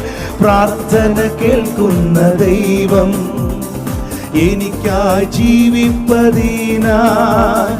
പ്രാർത്ഥന കേൾക്കുന്ന ദൈവം എനിക്കായി ജീവിപ്പതിനായി. തുറന്നിടും അവൻ പുതുവാതിലുകൾ, ആർക്കുമാവില്ലതടച്ചിടുവാൻ. തുറന്നിടും അവൻ പുതുവാതിലുകൾ, ആർക്കുമാവില്ലതടച്ചിടുവാൻ. നീ എന്നെ അനുഗ്രഹിച്ച് എന്റെ അതിരുകൾ വിശാലമാക്കി. നീ എന്നെ അനുഗ്രഹിച്ച് എന്റെ അതിരുകൾ വിശാലമാക്കി. എന്നോട് കൂടെ ഇരുന്ന് അനർത്ഥം എനിക്കു വ്യസനമായി തീരാതെ വണ്ണം കാത്തിടേണമെന്നും എന്നെ കാത്തിടേണമെന്നും കാത്തിടേണമെന്നും എന്നെ കാത്തിടേണമെന്നും. പ്രാർത്ഥന കേൾക്കുന്ന ദൈവം എനിക്കായി ജീവിപ്പതിനാ. പ്രാർത്ഥന കേൾക്കുന്ന ദൈവം എനിക്കായി ജീവിപ്പതിനാ. തുറന്നിടും അവൻ പുതുവാതിലുകൾ, ആർക്കുമാവില്ല അതടച്ചിടുവാൻ. തുറന്നിടും അവൻ പുതുവാതിലുകൾ, ആർക്കുമാവില്ല അതടച്ചിടുവാൻ. എപ്പേസ് എന്താ പ്രാർത്ഥിച്ചേ? നീ എന്നെ അനുഗ്രഹിച്ച് എന്റെ അതിരുകൾ വിശാലമാക്കി. നീ എന്നെ അനുഗ്രഹിച്ച് എന്റെ അതിരുകൾ വിശാലമാക്കി. എന്നോട് കൂടെ ഇരുന്ന് അനർത്ഥം എനിക്കു വ്യസനമായി തീരാതെ വണ്ണം കാത്തിടേണമെന്നും എന്നെ കാത്തിടേണം എന്നും. എബേസ് തന്റെ സഹോദരന്മാരെക്കാൾ അധികം മാന്യനായി തീർന്നു. ഒരൊറ്റ പ്രാർത്ഥന, ഒരൊറ്റ പ്രാർത്ഥന അവന്റെ ചരിത്രത്തെ മാറ്റിമറിച്ചു. അമ്മയുടെ വ്യസനപുത്രൻ അമ്മയുടെ സന്തോഷപുത്രനായി മാറി. അമ്മയുടെ ദുഃഖപുത്രൻ ആ കുടുംബത്തിന്റെ ആശ്വാസമായി മാറി. ഞാൻ നിങ്ങളെ നോക്കി പറയുന്നു, നിങ്ങൾ നിങ്ങളുടെ ഭവനത്തിന്, നിങ്ങളുടെ മാതാപിതാക്കൾക്ക്, നിങ്ങളുടെ സഹോദരങ്ങൾക്ക്, നിങ്ങളുടെ ദേശത്തിന് ഒരു അനുഗ്രഹമായി തീരട്ടെ. നിശ്ചയമായും നിങ്ങളെ അനുഗ്രഹിപ്പാൻ ദൈവത്തിന് കഴിയും. ആ പ്രാർത്ഥന മറന്നു പോകല്ലേ. യഹോവേ, നീ എന്നെ നിശ്ചയമായും അനുഗ്രഹിച്ച് എന്റെ അതിർ വിസ്താരമാക്കണമേ. നിന്റെ കൈ എന്നോട് കൂടെ ഇരിക്കണമേ. സഹോദരങ്ങളെ, പ്രാർത്ഥനയ്ക്ക് സാഹചര്യങ്ങളെ, സ്ഥിതികളെ മാറ്റാൻ കഴിയും. രണ്ടാമതായി, പ്രാർത്ഥനാ ജീവിതം നമ്മെ രൂപാന്തരപ്പെടുത്തും. പ്രാർത്ഥനാ ജീവിതം നമ്മെ രൂപാന്തരപ്പെടുത്തും, ട്രാൻസ്ഫോർമേഷൻ കൊണ്ടുവരും, നമ്മളെ ട്രാൻസ്ഫോം ചെയ്യും. പ്രാർത്ഥന നമ്മളെ ട്രാൻസ്ഫോം ചെയ്യും. ദേശത്തിൽ ഒരു ഉണർവിനായി നിങ്ങൾ ആഗ്രഹിക്കുന്നു, ഒരു ഉണർവിനായി നിങ്ങൾ ആഗ്രഹിക്കുന്നെങ്കിൽ പ്രാർത്ഥന ഉണർവിനെ കൊണ്ടുവരും, പ്രാർത്ഥന രൂപാന്തരത്തെ കൊണ്ടുവരും. ഒരു ഭാഗം കർത്താവിൻ്റെ ദാസൻ വായിക്കുമ്പോൾ എല്ലാവർക്കും ആ ഭാഗം മനസ്സിലാക്കാൻ വേണ്ടി ദൈവദാസൻ വായിക്കുമ്പോൾ ശ്രദ്ധയോടെ കേൾക്കുക. ലൂക്കോസിന്റെ സുവിശേഷം 9-ാം അധ്യായം 28 മുതൽ 35 വരെയുള്ള വേദഭാഗങ്ങൾ വായിക്കാം. ഈ വാക്കുകളെ പറഞ്ഞിട്ട് ഏകദേശം 8 നാൾ കഴിഞ്ഞപ്പോൾ അവൻ പത്രോസിനെയും യോഹന്നാനെയും യാക്കോബിനെയും കൂട്ടിക്കൊണ്ട് പ്രാർത്ഥിപ്പാൻ മലയിൽ കയറിപ്പോയി. അവൻ പ്രാർത്ഥിക്കുമ്പോൾ മുഖത്തിൻ്റെ ഭാവം മാറി, ഉടുപ്പ് മിന്നുന്ന വെള്ളയായും തീർന്നു. 2 പുരുഷന്മാർ അവനോട് സംഭാഷിച്ചു, മോശയും ഏലിയാവും തന്നെ. അവർ തേജസ്സിൽ പ്രത്യക്ഷരായി അവൻ യെരൂശലേമിൽ പ്രാപിപ്പാനുള്ള നിര്യാണത്തെക്കുറിച്ച് സംസാരിച്ചു. പത്രോസും കൂടെയുള്ളവരും ഉറക്കത്താൽ ഭാരപ്പെട്ടിരുന്നു. ഉണർന്ന ശേഷം അവൻ്റെ തേജസ്സിനെയും അവനോടുകൂടെ നിൽക്കുന്ന 2 പുരുഷന്മാരെയും കണ്ടു. അവർ അവനെ വിട്ടുപിരിയുമ്പോൾ പത്രോസ് യേശുവിനോട്, ഗുരു, നാം ഇവിടെ ഇരിക്കുന്നത് നല്ലത്. ഞങ്ങൾ 3 കുടിലുണ്ടാക്കട്ടെ, ഒന്ന് നിനക്കും, ഒന്ന് മോശയ്ക്കും, ഒന്ന് ഏലിയാവിനും എന്ന് താൻ പറയുന്നത് ഇന്നതെന്നറിയാതെ പറഞ്ഞു. ഇത് പറയുമ്പോൾ ഒരു മേഘം വന്ന് അവരുടെ മേൽ നിഴലിട്ടു. അവർ മേഘത്തിൽ ആയപ്പോൾ പേടിച്ച് മേഘത്തിൽ നിന്ന്, ഇവൻ എൻ്റെ പ്രിയ പുത്രൻ, ഇവന് ചെവി കൊടുപ്പീൻ എന്നൊരു ശബ്ദമുണ്ടായി. നമ്മൾ വായിച്ച ഈ ഭാഗത്തിനകത്ത് 29-ാമത്തെ വാക്യം, ലൂക്കോസിന്റെ സുവിശേഷം 9-ാം അധ്യായത്തിന്റെ 29-ാമത്തെ വാക്യം, അവൻ പ്രാർത്ഥിക്കുമ്പോൾ മുഖത്തിന്റെ ഭാവം മാറി, ഉടുപ്പ് മിന്നുന്ന വെള്ളയായി തീർന്നു.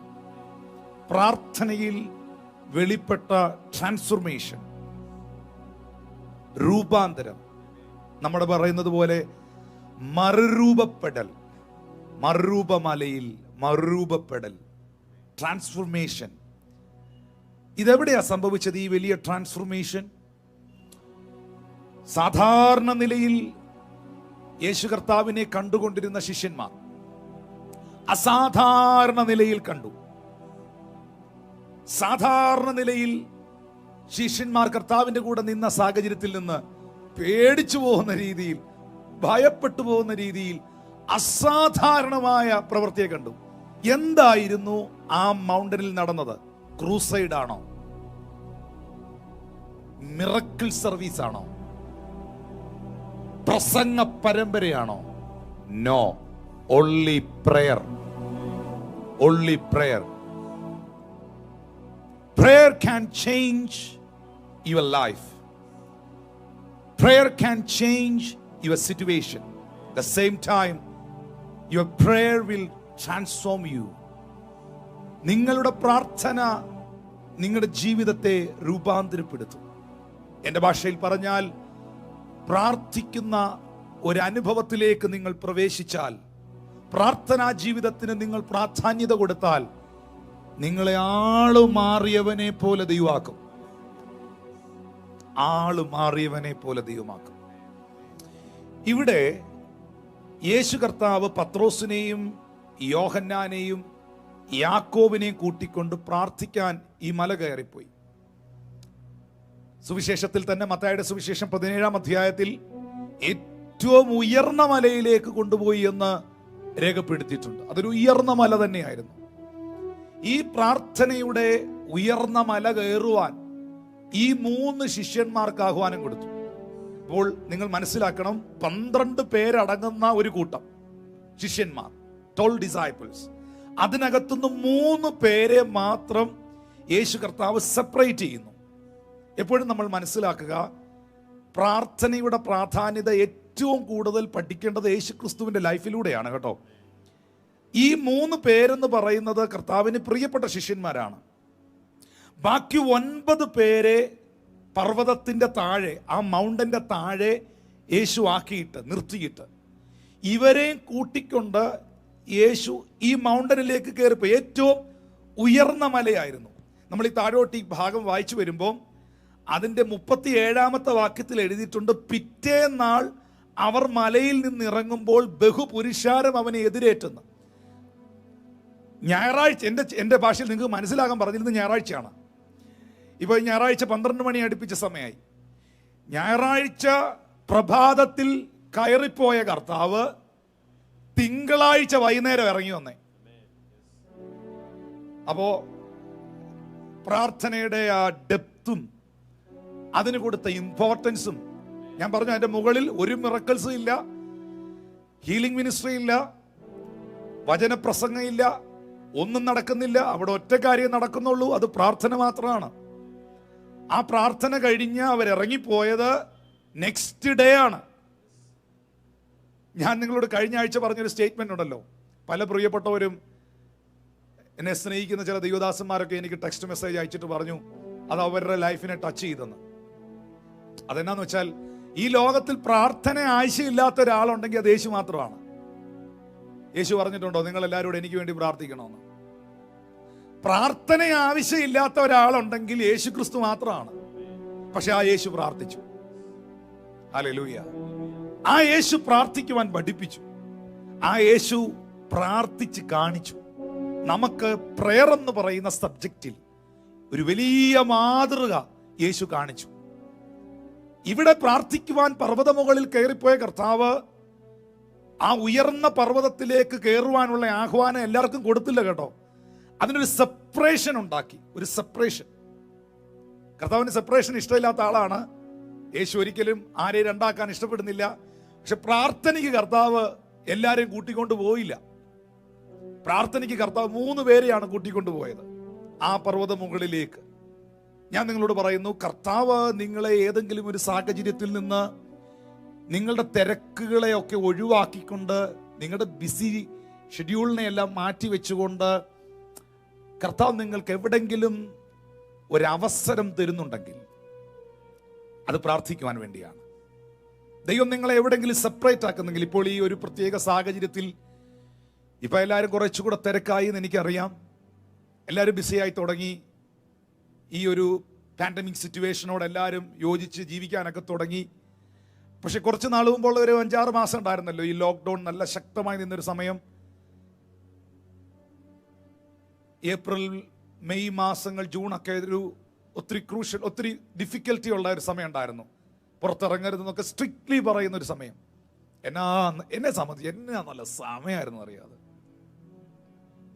പ്രാർത്ഥിക്കാനും വചനം ധ്യാനിക്കാനും ദൈവസന്നിധി ഇരിക്കാനും. ഹല്ലേലൂയ. ഞാൻ അങ്ങനെ ആർക്കും അധികം സൂം മീറ്റിംഗ്സ് ഒന്നും കൊടുത്തില്ല. നമ്മുടെ ചർച്ചുകളുടെ മീറ്റിങ്ങുകൾ മാത്രം എടുത്ത്, എനിക്കറിയാം ദൈവം നമുക്ക് തരുന്ന സമയങ്ങൾ നമുക്ക് തക്കത്തിൽ ഉപയോഗപ്പെടുത്താൻ കഴിഞ്ഞാൽ അതൊരു വലിയ ബ്ലെസ്സിങ് ആണ്. സമയം തക്കത്തിൽ ഉപയോഗിക്കണമെന്ന് കർത്താവ് തന്നെ നമ്മളെ പഠിപ്പിച്ചിട്ടുണ്ട്. ഹല്ലേലൂയ. പകലുള്ളിടത്തോളം എന്നെ അയച്ചവന്റെ പ്രവൃത്തി ഞാൻ ചെയ്യേണ്ടതാകുന്നു എന്ന് യേശു പറഞ്ഞു. ആ പകലെന്ന് പറയുന്നത്, യേശു പറഞ്ഞ ആ പകലെന്ന് പറയുന്നത് അവസരമാണ്. അതെപ്പോഴും ഉണ്ടാകത്തില്ല. ദൈവം തരുന്ന അവസരങ്ങളെ ഉപയോഗിക്കുക. ഇവിടെ യേശു കർത്താവ് 3 പേരെ സെപ്പറേറ്റ് ചെയ്ത്, എവിടെങ്കിലും ദൈവം നിങ്ങളെ സെപ്പറേറ്റ് ചെയ്യുന്നുണ്ടോ? പഴയതുപോലെ ആരും നിങ്ങളോട് മിണ്ടുന്നില്ല, പഴയതുപോലെ ആരും നിങ്ങളെ വിളിക്കുന്നില്ല, പഴയതുപോലെ തിരക്കൊന്നുമില്ല. നിങ്ങൾ എന്തൊക്കെയോ വലിയ പ്രോഗ്രാമിലൊക്കെ നിന്ന ആളാണ്, പക്ഷെ ഇപ്പോൾ പ്രോഗ്രാംസ് ഒന്നും ഇല്ല എന്നൊരു ചിന്ത നിങ്ങളുടെ അകത്തുണ്ടോ? നിങ്ങൾ ചിന്തിക്കരുത് കർത്താവ് കൈവിട്ടാണെന്ന്. പ്രാർത്ഥിക്കാനും ദൈവസന്നിധി മാറിയിരിക്കാനും വചനം ധ്യാനിക്കാനും ഒക്കെ ദൈവം നിങ്ങൾക്ക് തന്നൊരു അവസരമാണത്. ഹല്ലേലൂയ. Thank you Lord Jesus. പ്രിയപ്പെട്ടവരെ, ഈ പ്രാർത്ഥനയുടെ പർവ്വത മുകളിൽ യേശു കർത്താവ് കയറി ചെന്ന് പ്രാർത്ഥിക്കുവാൻ തുടങ്ങിയപ്പോൾ അവന്റെ മുഖത്തിന്റെ ഭാവം മാറി, രൂപം മാറി. മോശയും ഏലിയാവും അവിടെ പ്രത്യക്ഷമായി. ഇനി ഇവിടെ നിങ്ങൾ വെളിപ്പെട്ട് നിൽക്കുന്ന ആ 3 വ്യക്തിത്വങ്ങളെ നിങ്ങളൊന്ന് കാണണം. ഈ 3 വ്യക്തിത്വങ്ങളും വേദപുസ്തകത്തിനകത്ത് നമ്മൾ പഠിക്കുമ്പോൾ പ്രാർത്ഥനയുടെ പ്രാധാന്യത പഠിപ്പിച്ചവരാണ്. പഴയ നിയമത്തിൽ ഇസ്രായേൽ ജനത്തെ വഴി നടത്തിയ പഴയ നിയമത്തിന്റെ നായകനായ മോശ പ്രാർത്ഥന വീരനാണ്. കർത്താവിന്റെ അടുത്ത് നിൽക്കുന്ന ഏലിയാവ് ഭയങ്കര പ്രാർത്ഥനാ മനുഷ്യനാണ്. പ്രാർത്ഥിച്ച് തീയിറക്കുന്ന പുള്ളിയാണ്. ഹല്ലേലൂയ. പുള്ളി പ്രാർത്ഥിച്ച മഴ പെയ്യും, പുള്ളി പ്രാർത്ഥിച്ച മഴ പെയ്യേല. മഴ പെയ്യരുതെന്ന് ഏലിയാവ് പറഞ്ഞ പിന്നെ മഴ പെയ്യില്ല. മഴ പെയ്യാൻ പറഞ്ഞാൽ മഴ പെയ്യും. ആ നിലയിൽ പ്രാർത്ഥനാ ജീവിതമുള്ള വ്യക്തിത്വമാണ് ഏലിയാവ് എന്ന പ്രവാചകൻ. മോശ നിങ്ങൾക്കറിയാം, പുള്ളി പ്രാർത്ഥിച്ച കടലൊക്കെ മാറിപ്പോവും. കടലമിഠായി കിട്ടുമെന്നല്ല, കടലൊക്കെ മാറിപ്പോവും. അതുപോലത്തെ പ്രാർത്ഥന ഉള്ള മനുഷ്യനാണ്. ഈ 3 ഫിഗർ ഒന്ന് ശ്രദ്ധിച്ചേ. യേശു, മോശ, ഏലിയാവ്. അവിടെ പ്രാർത്ഥനയുടെ ഒരു ഫ്രെയിമാണ് നിങ്ങൾ കാണുന്നത്. നല്ലൊരു ഫ്രെയിം. ഹല്ലേലൂയ. ഇവർ 3 ഒന്നിച്ച് നിൽക്കുകയാണ്. പത്രോസ് ഉറങ്ങുകയായിരുന്നു. പത്രോസും യാക്കോബും യോഹന്നാനും ഉറങ്ങിപ്പോയി. കാരണം ഈ ഉയർന്ന മല ചവിട്ടിക്കേറി അവര് ടയർഡായിപ്പോയി, ക്ഷീണിച്ചു പോയി. പലപ്പോഴും ഇവർ ഉറങ്ങിയിട്ടുണ്ട്. ഞാൻ കഴിഞ്ഞ ആഴ്ച പറഞ്ഞു, ദൈവം പ്രാർത്ഥിക്കാൻ അവസരം തരുമ്പം പ്രാർത്ഥിക്കേണ്ട സമയത്ത് പ്രാർത്ഥിക്കാതെ പ്രാർത്ഥനാ സമയത്ത് ഉറങ്ങുന്നവൻ പിന്നത്തെ ഇതിൽ ഉറങ്ങാൻ പ്രാർത്ഥിക്കേണ്ടി വരുമെന്ന് ഞാൻ വെറുതെ പറഞ്ഞല്ലോ കേട്ടോ. ഗെത്സമന തോട്ടത്തില് യേശു കർത്താവ് പ്രാർത്ഥിക്കുന്ന സമയത്ത് പത്രോസും കൂടെ പ്രാർത്ഥിക്കേണ്ടിയായിരുന്നു. അവരെയും പ്രാർത്ഥിക്കാനാണ് വിളിച്ചോണ്ട് പോയെ. പക്ഷെ അവർ പ്രാർത്ഥിച്ചില്ല, കിടന്നുറങ്ങി. സത്യം പറഞ്ഞ അന്ന് രാത്രി പ്രാർത്ഥിക്കേണ്ട സമയത്ത് പ്രാർത്ഥിക്കേണ്ട പത്രോസ് ഉറങ്ങി. പിന്നെ അവൻ കുറേ നാൾ ഉറങ്ങിയില്ല. മനസ്സിലാവുന്ന ഞാനീ പറയുന്നത്. പ്രാർത്ഥിക്കേണ്ട സമയത്ത് പ്രാർത്ഥിക്കേണ്ട പത്രോസ് ഉറങ്ങി. പിന്നെ അടുത്ത നെക്സ്റ്റ് ഡേ മുതൽ പുള്ളിക്ക് ഉറക്കമില്ലാത്ത രാത്രികളായിരുന്നു മുഴുവൻ. ഞാൻ അങ്ങോട്ടും പോണില്ല. സഹോദരങ്ങളെ, ആ ഉറക്കത്തിന്റെ ഇടയിൽ പത്രോസ് കണ്ണു തുറന്ന് നോക്കിയപ്പോൾ കാണുന്ന കാഴ്ച തേജസ്സിൽ നിൽക്കുന്ന കർത്താവിനെയാണ്. തേജസ്സോടെ നിൽക്കുന്ന ദൈവത്തെയാണ്. ഞാൻ പറയട്ടെ, ഒരു സാധാരണ പർവ്വതം തേജസ് ഇറങ്ങിയ പർവ്വതമായി മാറി. ഒരു ആത്മീയ സന്ദേശം പ്രാർത്ഥിക്കുന്ന, ദേശത്തിന് വേണ്ടി കുടുംബങ്ങൾക്ക് വേണ്ടിയൊക്കെ ഇടിവിൽ നിൽക്കുന്ന വ്യക്തികളോട് പറയട്ടെ, ആ ഒരു സ്ഥലത്തിന്റെ അവസ്ഥകൾ മുഴുവൻ മാറുക. ഞങ്ങൾ ഇവിടെ തന്നെയാണോ വന്നതെന്ന് ചിന്തിക്കുമാറ് ഇവരങ്ങ് മേഘത്തിനകത്തായി. ഒരു ചുറ്റും നോക്കി, ഇതെവിടെയാ ഞങ്ങളെന്ന് ചോദിക്കുന്ന രീതിയിലായിപ്പോയി ആ സ്ഥലം. പ്രാർത്ഥന സ്ഥലത്തിന്റെ അവസ്ഥകളെ മാറ്റുന്നു. പ്രാർത്ഥന സാഹചര്യങ്ങളെ മാറ്റുന്നു. പ്രാർത്ഥന രൂപാന്തരപ്പെടുത്തുന്നു. പ്രാർത്ഥന തേജസ്സിനെ കൊണ്ടുവരുന്നു. പ്രാർത്ഥന ദൈവത്തിന്റെ മഹത്വത്തെ വെളിപ്പെടുത്തുന്നു. ആമേൻ. താഴേക്ക് വായിക്കുമ്പോൾ നമുക്കറിയാം, ആ ദൈവമഹത്വത്തിന്റെ നേർക്കാഴ്ച കണ്ട പത്രോസ് പറയുകയാണ്, 3 കുടിലുണ്ടാക്കട്ടെ, ഒന്ന് മോശയ്ക്കും, ഒന്ന് ഏലിയാവിനും, ഒന്ന് നിനക്കും. ഇവിടെ ഇരിക്കുന്നത് നല്ലത്. പ്രാർത്ഥനയുടെ അറ്റ്മോസ്ഫിയറിൽ ദൈവമഹത്വത്തിനകത്തിരിക്കുന്നത് എത്ര ശക്തമാണ്, എത്ര അനുഗ്രഹമാണ്. എല്ലാം മറന്നു പത്രോസ്. താഴെ നിൽക്കുന്ന 9 കൂട്ടുകാരെ, ശിഷ്യന്മാരെ മറന്നു. പത്രോസിന് അമ്മായിയമ്മയുണ്ടെന്നാ ബൈബിളിൽ എഴുതിയിരിക്കുന്നത്. അങ്ങനെയാണെങ്കിൽ ഭാര്യയുണ്ട്. ഭാര്യയും അമ്മായിയമ്മയും കുടുംബത്തെയും ഒക്കെ മറന്നു, എല്ലാം മറന്നു. പത്രോസ് പറയുകയാണ്, 3 കുടിലുണ്ടാക്കട്ടെ, നമുക്ക് വീട് കെട്ടി ഇവിടങ്ങ് പാർക്കാം. കാരണം ഇവിടുന്ന് ഇറങ്ങിപ്പോകാൻ തോന്നുന്നില്ല. നമ്മൾ പറയത്തില്ലേ, പ്രാർത്ഥന നിർത്താൻ തോന്നുന്നില്ല, ചർച്ചയിൽ നിന്ന് പോകാൻ തോന്നുന്നില്ല, ആ സ്ഥലത്ത് നിന്ന് അങ്ങോട്ട് മൂവ് ചെയ്യാൻ തോന്നുന്നില്ല. കാരണം ദൈവ സാന്നിധ്യം നമുക്ക് തരുന്ന ആ ഒരു സന്തോഷം, ദൈവ സാന്നിധ്യം നമ്മളെ റിഫ്രഷ് ചെയ്യുന്ന പോലെ. നിങ്ങൾ ഇനി എന്നൊക്കെ കണ്ടാലും എന്തൊക്കെ കേട്ടാലും, എത്ര എന്റർടൈൻമെന്റ് പ്രോഗ്രാമുകൾ നിങ്ങൾ വാച്ച് ചെയ്താലും, ദൈവ സാന്നിധ്യം നിങ്ങൾക്ക് തരുന്ന സന്തോഷം, ദൈവ സാന്നിധ്യം നിങ്ങൾക്ക് തരുന്ന സ്വാതന്ത്ര്യം, ദൈവ സാന്നിധ്യം നിങ്ങൾക്ക് തരുന്ന വിടുതൽ ഈ ലോകത്തിലെ ഒന്നിനും യാതൊന്നിനും തരുവാൻ കഴിയത്തില്ല. ഞാൻ കഴിഞ്ഞ ദിവസം ഒരു ഷോർട്ട് മെസ്സേജ് എടുത്തപ്പോൾ മീഡിയയിലുള്ള കുഞ്ഞുങ്ങളത് ഷൂട്ട് ചെയ്യാൻ വന്നപ്പോൾ ഞാൻ പറഞ്ഞ ഒരു പദമുണ്ട്. പാസ്കൽ എന്ന് പറയുന്ന പ്രസിദ്ധനായ ഒരു മനുഷ്യൻ പറഞ്ഞ ഒരു പദമാണ്: എല്ലാ മനുഷ്യന്റെയും ജീവിതത്തിൽ ഒരു വലിയ ശൂന്യതയുണ്ട്. ദൈവത്തിന്റെ ആകൃതിയിലുള്ള ഒരു ശൂന്യത. ആ ശൂന്യത മാറ്റാൻ പണത്തിനോ വ്യക്തികൾക്കോ പദവികൾക്കോ പൊന്നിനോ പ്രതാപത്തിനോ ഒന്നും പറ്റില്ല. ആ ശൂന്യത മാറ്റാൻ അവിടേക്ക് ദൈവം കയറി വരണം. ദൈവം അവിടേക്ക് വന്നാൽ മാത്രമേ നിന്റെ ജീവിതത്തിൽ, നിന്റെ അകത്ത് ദൈവത്തിന്റെ ആകൃതിയിലുള്ള ശൂന്യത മാറത്തുള്ളൂ. പ്രാർത്ഥനയ്ക്ക് മാത്രമേ നിങ്ങളെ രൂപാന്തരപ്പെടുത്താൻ കഴിയുകയുള്ളൂ. ഇവിടെ ഇതാ ആ പ്രാർത്ഥനയുടെ പർവ്വത മുകളിൽ നിന്ന് ശിഷ്യന്മാർ ആ മലയിൽ നിന്ന് എതിരേറ്റ് വരുമ്പോൾ തൊട്ട് താഴെ കാണുന്ന ഒരു സംഭവം കൂടെ പറയാം. അത് കേൾക്കുമ്പോൾ ചിലരുടെ ജീവിതത്തിൽ ഒരു ദൈവപ്രവൃത്തി ഉണ്ടാകാൻ വേണ്ടി 37 മുതൽ എന്ന് വായിച്ചേ. ആ പ്രാർത്ഥന കഴിഞ്ഞ് ഇറങ്ങി വരുന്ന 4 പേർ, യേശുവും 3 ശിഷ്യന്മാരും. പിറ്റന്നാൾ അവർ മലയിൽ നിന്ന് ഇറങ്ങി വന്നപ്പോൾ ബഹുപുരുഷാരം അവനെ എതിരേറ്റു. കൂട്ടത്തിൽ നിന്ന് ഒരാൾ നിലവിളിച്ചു, ഗുരു, എൻ്റെ മകനെ കടാക്ഷിക്കണം, ഞാൻ നിന്നോട് അപേക്ഷിക്കുന്നു. അവൻ എനിക്ക് ഏകജാതനാകുന്നു. ഒരാത്മാവ് അവനെ പിടിച്ചിട്ട് അവൻ പൊടുന്നനവെ നിലവിളിക്കുന്നു. അതവനെ നുരപ്പിച്ച് പിടപ്പിക്കുന്നു. പിന്നെ അവനെ ഞെരിച്ചിട്ട് പ്രയാസത്തോടെ വിട്ടുമാറുന്നു. അതിനെ പുറത്താക്കുവാൻ നിന്റെ ശിഷ്യന്മാരോട് അപേക്ഷിച്ചു, എങ്കിലും അവർക്ക് കഴിഞ്ഞില്ല എന്ന് പറഞ്ഞു. അതിന് യേശു, അവിശ്വാസവും കോട്ടവുമുള്ള തലമുറയെ, എത്രത്തോളം ഞാൻ നിങ്ങളോടുകൂടെ ഇരുന്ന് നിങ്ങളെ സഹിക്കും? നിന്റെ മകനെ ഇവിടെ കൊണ്ടുവരിക എന്ന് ഉത്തരം പറഞ്ഞു. അവൻ വരുമ്പോൾ തന്നെ ഭൂതം അവനെ തള്ളിയിട്ടു, പിടിപ്പിച്ചു. അവൻ വരുമ്പോൾ തന്നെ, യേശു കർത്താവ് നടന്നു വരുമ്പോൾ തന്നെ ഭൂതം അവനെ തള്ളിയിട്ടു, ഇളകി താഴെ വീണു. ആ ചെറുപ്പക്കാരനെ തറയിലിട്ട് ഉരുട്ടാൻ തുടങ്ങി. യേശു അശുദ്ധാത്മാവിനെ ശാസിച്ചു, ബാലനെ സൗഖ്യമാക്കി, അപ്പനെ ഏൽപ്പിച്ചു. ഇനി ഇവിടെ നിങ്ങൾ കാണേണ്ട ഒരു ചിത്രമുണ്ട്. ഈ താഴെ പർവ്വതത്തിന്റെ താഴ്വാരത്തിൽ നിൽക്കുന്ന ഈ 9 ശിഷ്യന്മാർ നമ്മുടെ ഭാഷയിൽ പറഞ്ഞാൽ തലങ്ങും വിലങ്ങും പ്രാർത്ഥിച്ചു. 12 റൗണ്ട് പ്രാർത്ഥിച്ചു. പക്ഷേ ഭൂതവും ചലിച്ചില്ല, അവിടെ ഒരു വിടുതലും നടന്നില്ല, സൗഖ്യം ഉണ്ടായില്ല, ഒരു സംഭവം നടന്നില്ല.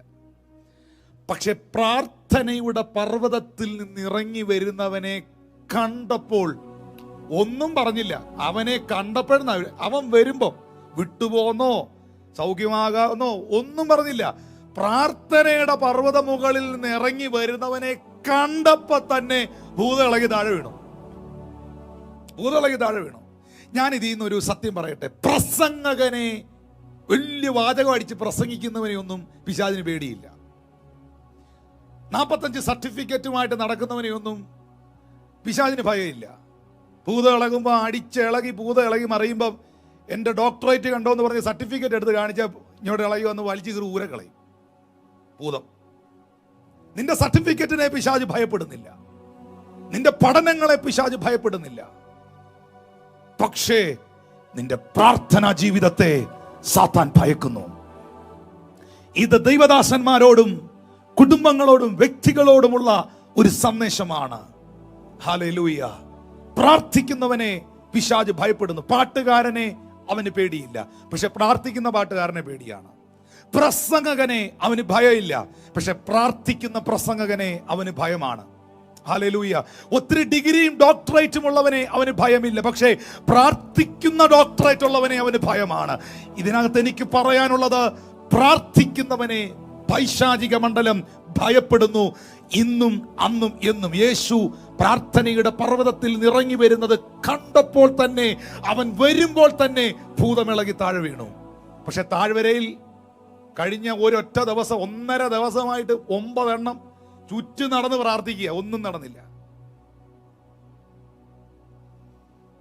എത്രത്തോളം പ്രാധാന്യത ഞാൻ ഈ പറയുന്ന കാര്യത്തിന് നിങ്ങൾ കൊടുക്കുന്നുണ്ടെങ്കിൽ നിങ്ങളുടെ ജീവിതം അനുഗ്രഹിക്കപ്പെടും എന്നുള്ളതല്ലാതെ മറ്റെന്താണ് ഒരു ശുശ്രൂഷകൻ എന്ന നിലയിൽ എനിക്ക് പറയാം, ഇന്ന് നല്ല മെസ്സേജ് ആയിരുന്നു, കഴിഞ്ഞ ആഴ്ചയും നല്ല മെസ്സേജ് ആയിരുന്നു, അതിനുമ്പത്തെ ആഴ്ചയും നല്ല മെസ്സേജ് ആയിരുന്നു, നല്ല മെസ്സേജ് ആയിരുന്നു. എന്താണ് അതിനകത്ത് അർത്ഥം? എന്തിനാണിത് പ്രസംഗിക്കുന്നത്? എന്തിനാണിത് നിങ്ങളെ പഠിപ്പിക്കുന്നത്? എന്തിനാണ് ഇത് ദൈവസന്നിധിയിൽ നിന്ന് പ്രാപിച്ച് നിങ്ങൾക്ക് കൈമാറുന്നത്? നിങ്ങളും ഇതുപോലെയാകുവാൻ, നിങ്ങളിലും ഇത് സംഭവിക്കുവാൻ, നിങ്ങളും ഈ നിലയിൽ പണിത് ഉയർത്തപ്പെടുവാൻ. ഹല്ലേലൂയ. എന്നെ കേൾക്കുന്നവരെ, പ്രാർത്ഥന നിങ്ങളുടെ ജീവിതത്തെ രൂപാന്തരപ്പെടുത്തും. പ്രാർത്ഥന നിങ്ങളുടെ അവസ്ഥകളെ, സാഹചര്യങ്ങളെ മാറ്റും. ഈ ഇടിവിൽ നിന്ന് പ്രാർത്ഥിക്കുക എന്ന് പറയുന്നത് ഈ തിരുവെഴുത്തിനകത്ത് ഏറ്റവും പ്രധാനപ്പെട്ട ഒരു കാര്യമാണ്. ഞാൻ അതുകൂടെ പറഞ്ഞ് ഇന്നത്തെ സെഷൻ അവസാനിപ്പിക്കുകയാണ്. ഇത് നിങ്ങൾ ശ്രദ്ധിക്കാതെ പോകരുത്. ഇടിവിൽ നിന്ന് പ്രാർത്ഥിക്കുക, നമ്മളതിന് ഇന്റർസെഷൻ എന്നൊക്കെയാണ് പറയുന്നത്. പക്ഷെ അതിന് എത്രത്തോളം ബൈബിളിനകത്ത് പ്രാധാന്യത ഉണ്ടെന്നറിയാമോ?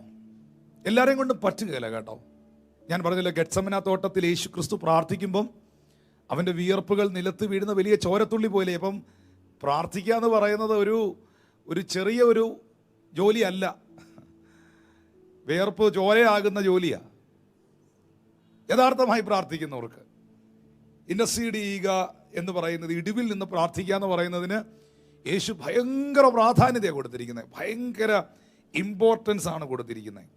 1-2 വാക്യങ്ങൾ ഞാനൊന്ന് വായിപ്പിച്ച് വിട്ടിട്ട് ഞാനൊരു ഭാഗം ഒരു അല്പസമയം എടുത്തൊന്ന് സംസാരിക്കുക. അത് നിങ്ങൾക്ക് പ്രയോജനകരമാകട്ടെ. ഹല്ലേലൂയ. കർത്താവിന്റെ ദാസനെ, എഗസ്കേൽ പ്രവാചകന്റെ പുസ്തകം 22-30 വാക്യത്തിൽ എഴുതിയിരിക്കുന്നു, ഞാൻ ദേശത്തെ നശിപ്പിക്കാതെ വണ്ണം അതിന് മതിൽ കെട്ടി എൻ്റെ മുൻപാകെ ഇടുവിൽ നിൽക്കേണ്ടതിന് ഒരു പുരുഷനെ അവരുടെ അന്വേഷിച്ചു, ആരെയും കണ്ടില്ല താനും. ഇത് ദൈവം തമ്പുരാൻ എൽഷഡായി മിനിസ്ട്രിയോട്, സഭയോട്, എന്നെ കാണുന്ന എല്ലാ പ്രിയപ്പെട്ടവരോടും, ദൈവമക്കൾ എല്ലാവരോടും അറിയിക്കുന്ന ഒരു സന്ദേശമാണ്. ദൈവം പറയുകയാണ്, ഞാൻ ദേശത്തെ നശിപ്പിക്കാതെ വണ്ണം അതിന് മതിൽ കെട്ടി എൻ്റെ മുൻപാകെ ഇടുവിൽ നിൽക്കേണ്ടതിന് ഒരു പുരുഷനെ ഞാൻ അവരുടെ ഇടയിൽ അന്വേഷിച്ചു, ആരെയും കണ്ടില്ല. എന്ന് പറഞ്ഞാൽ ദേശത്തിൽ വിടുതലുണ്ടാകണമെങ്കിൽ ഇടുവിൽ നിന്ന് പ്രാർത്ഥിക്കുന്ന ഒരു വ്യക്തി ദൈവത്തിന് വേണം. ദൈവം തമ്പുരാൻ പറയുകയാണ്, ഞാൻ എൻ്റെ ഒരു ചിന്തയിലൂടെ അതിനകത്ത് വ്യാഖ്യാനിച്ചോട്ടെ.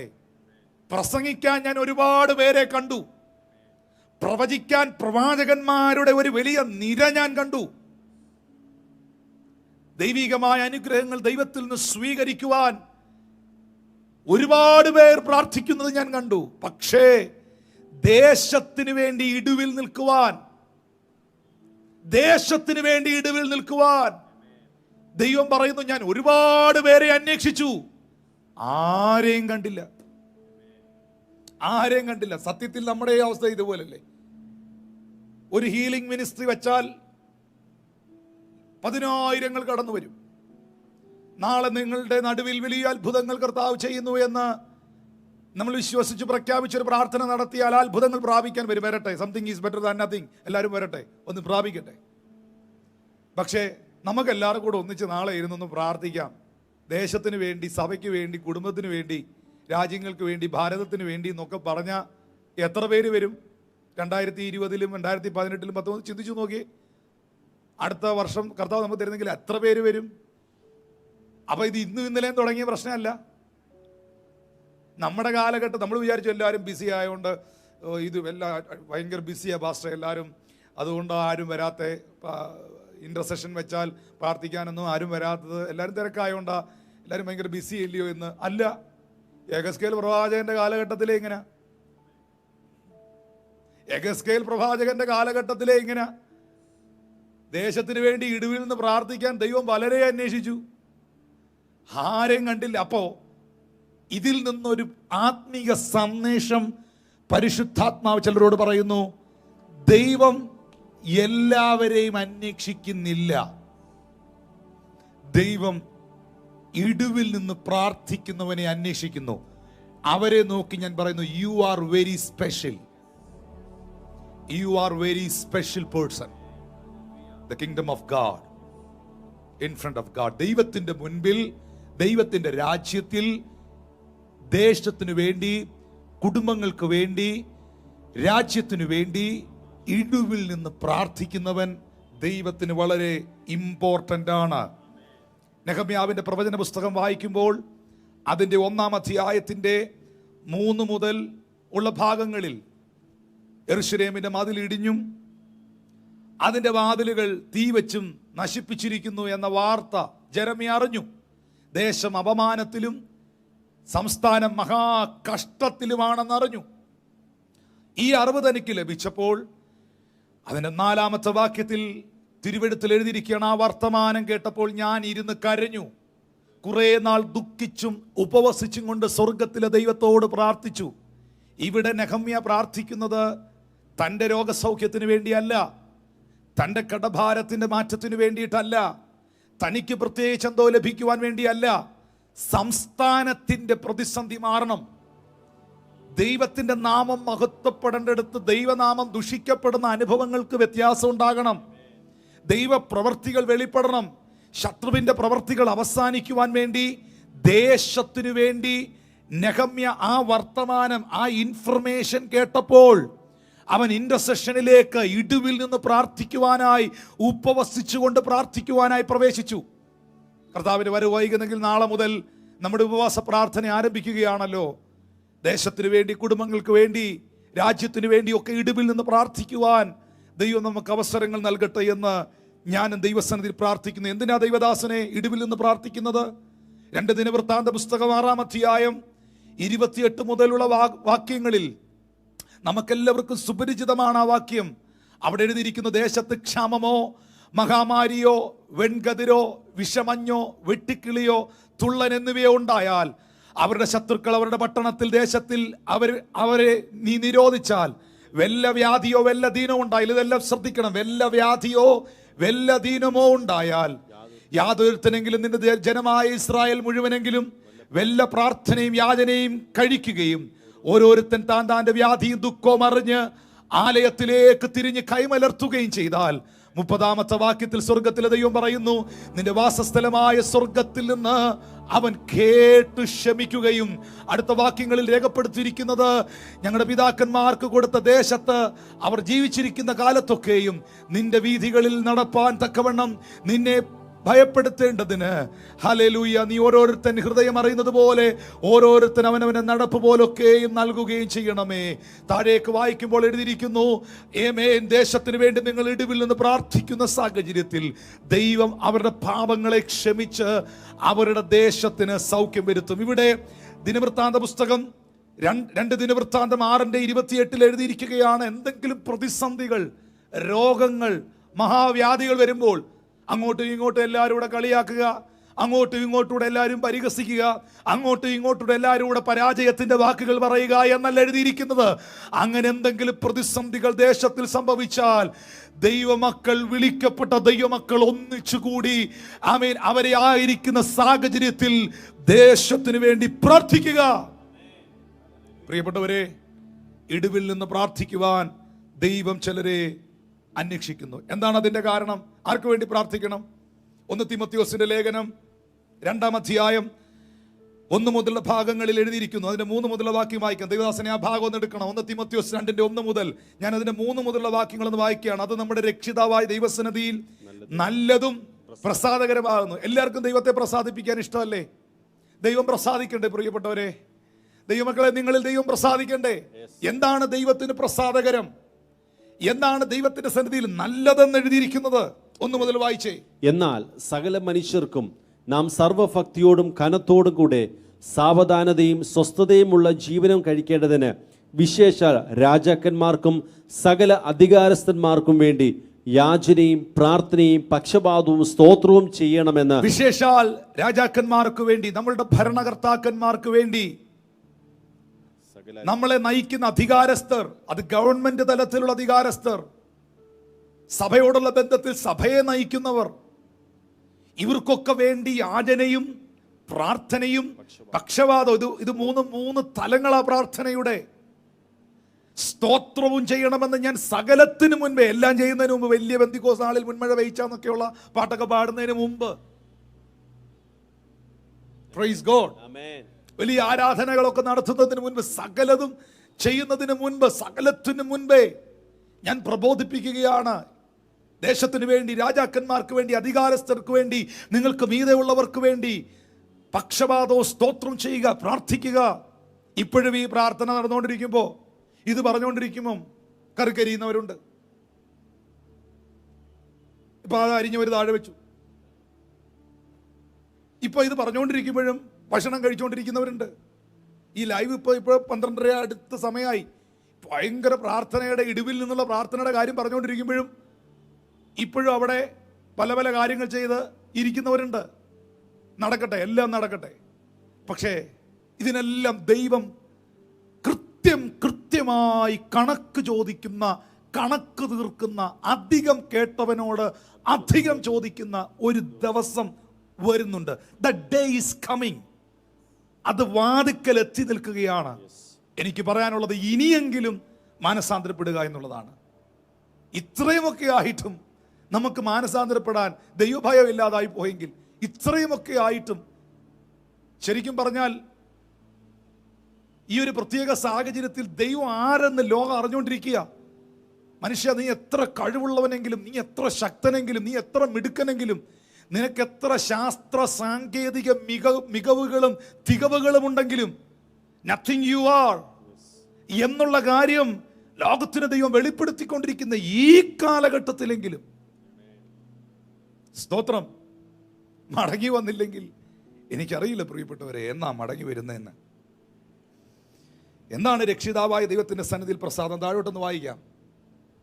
അത് നമ്മുടെ രക്ഷിതാവായ ദൈവത്തിന്റെ സന്നിധിയിൽ നല്ലതും പ്രസാദകരവുമാകുന്നു. എന്ത്? രണ്ടാം വാക്യം.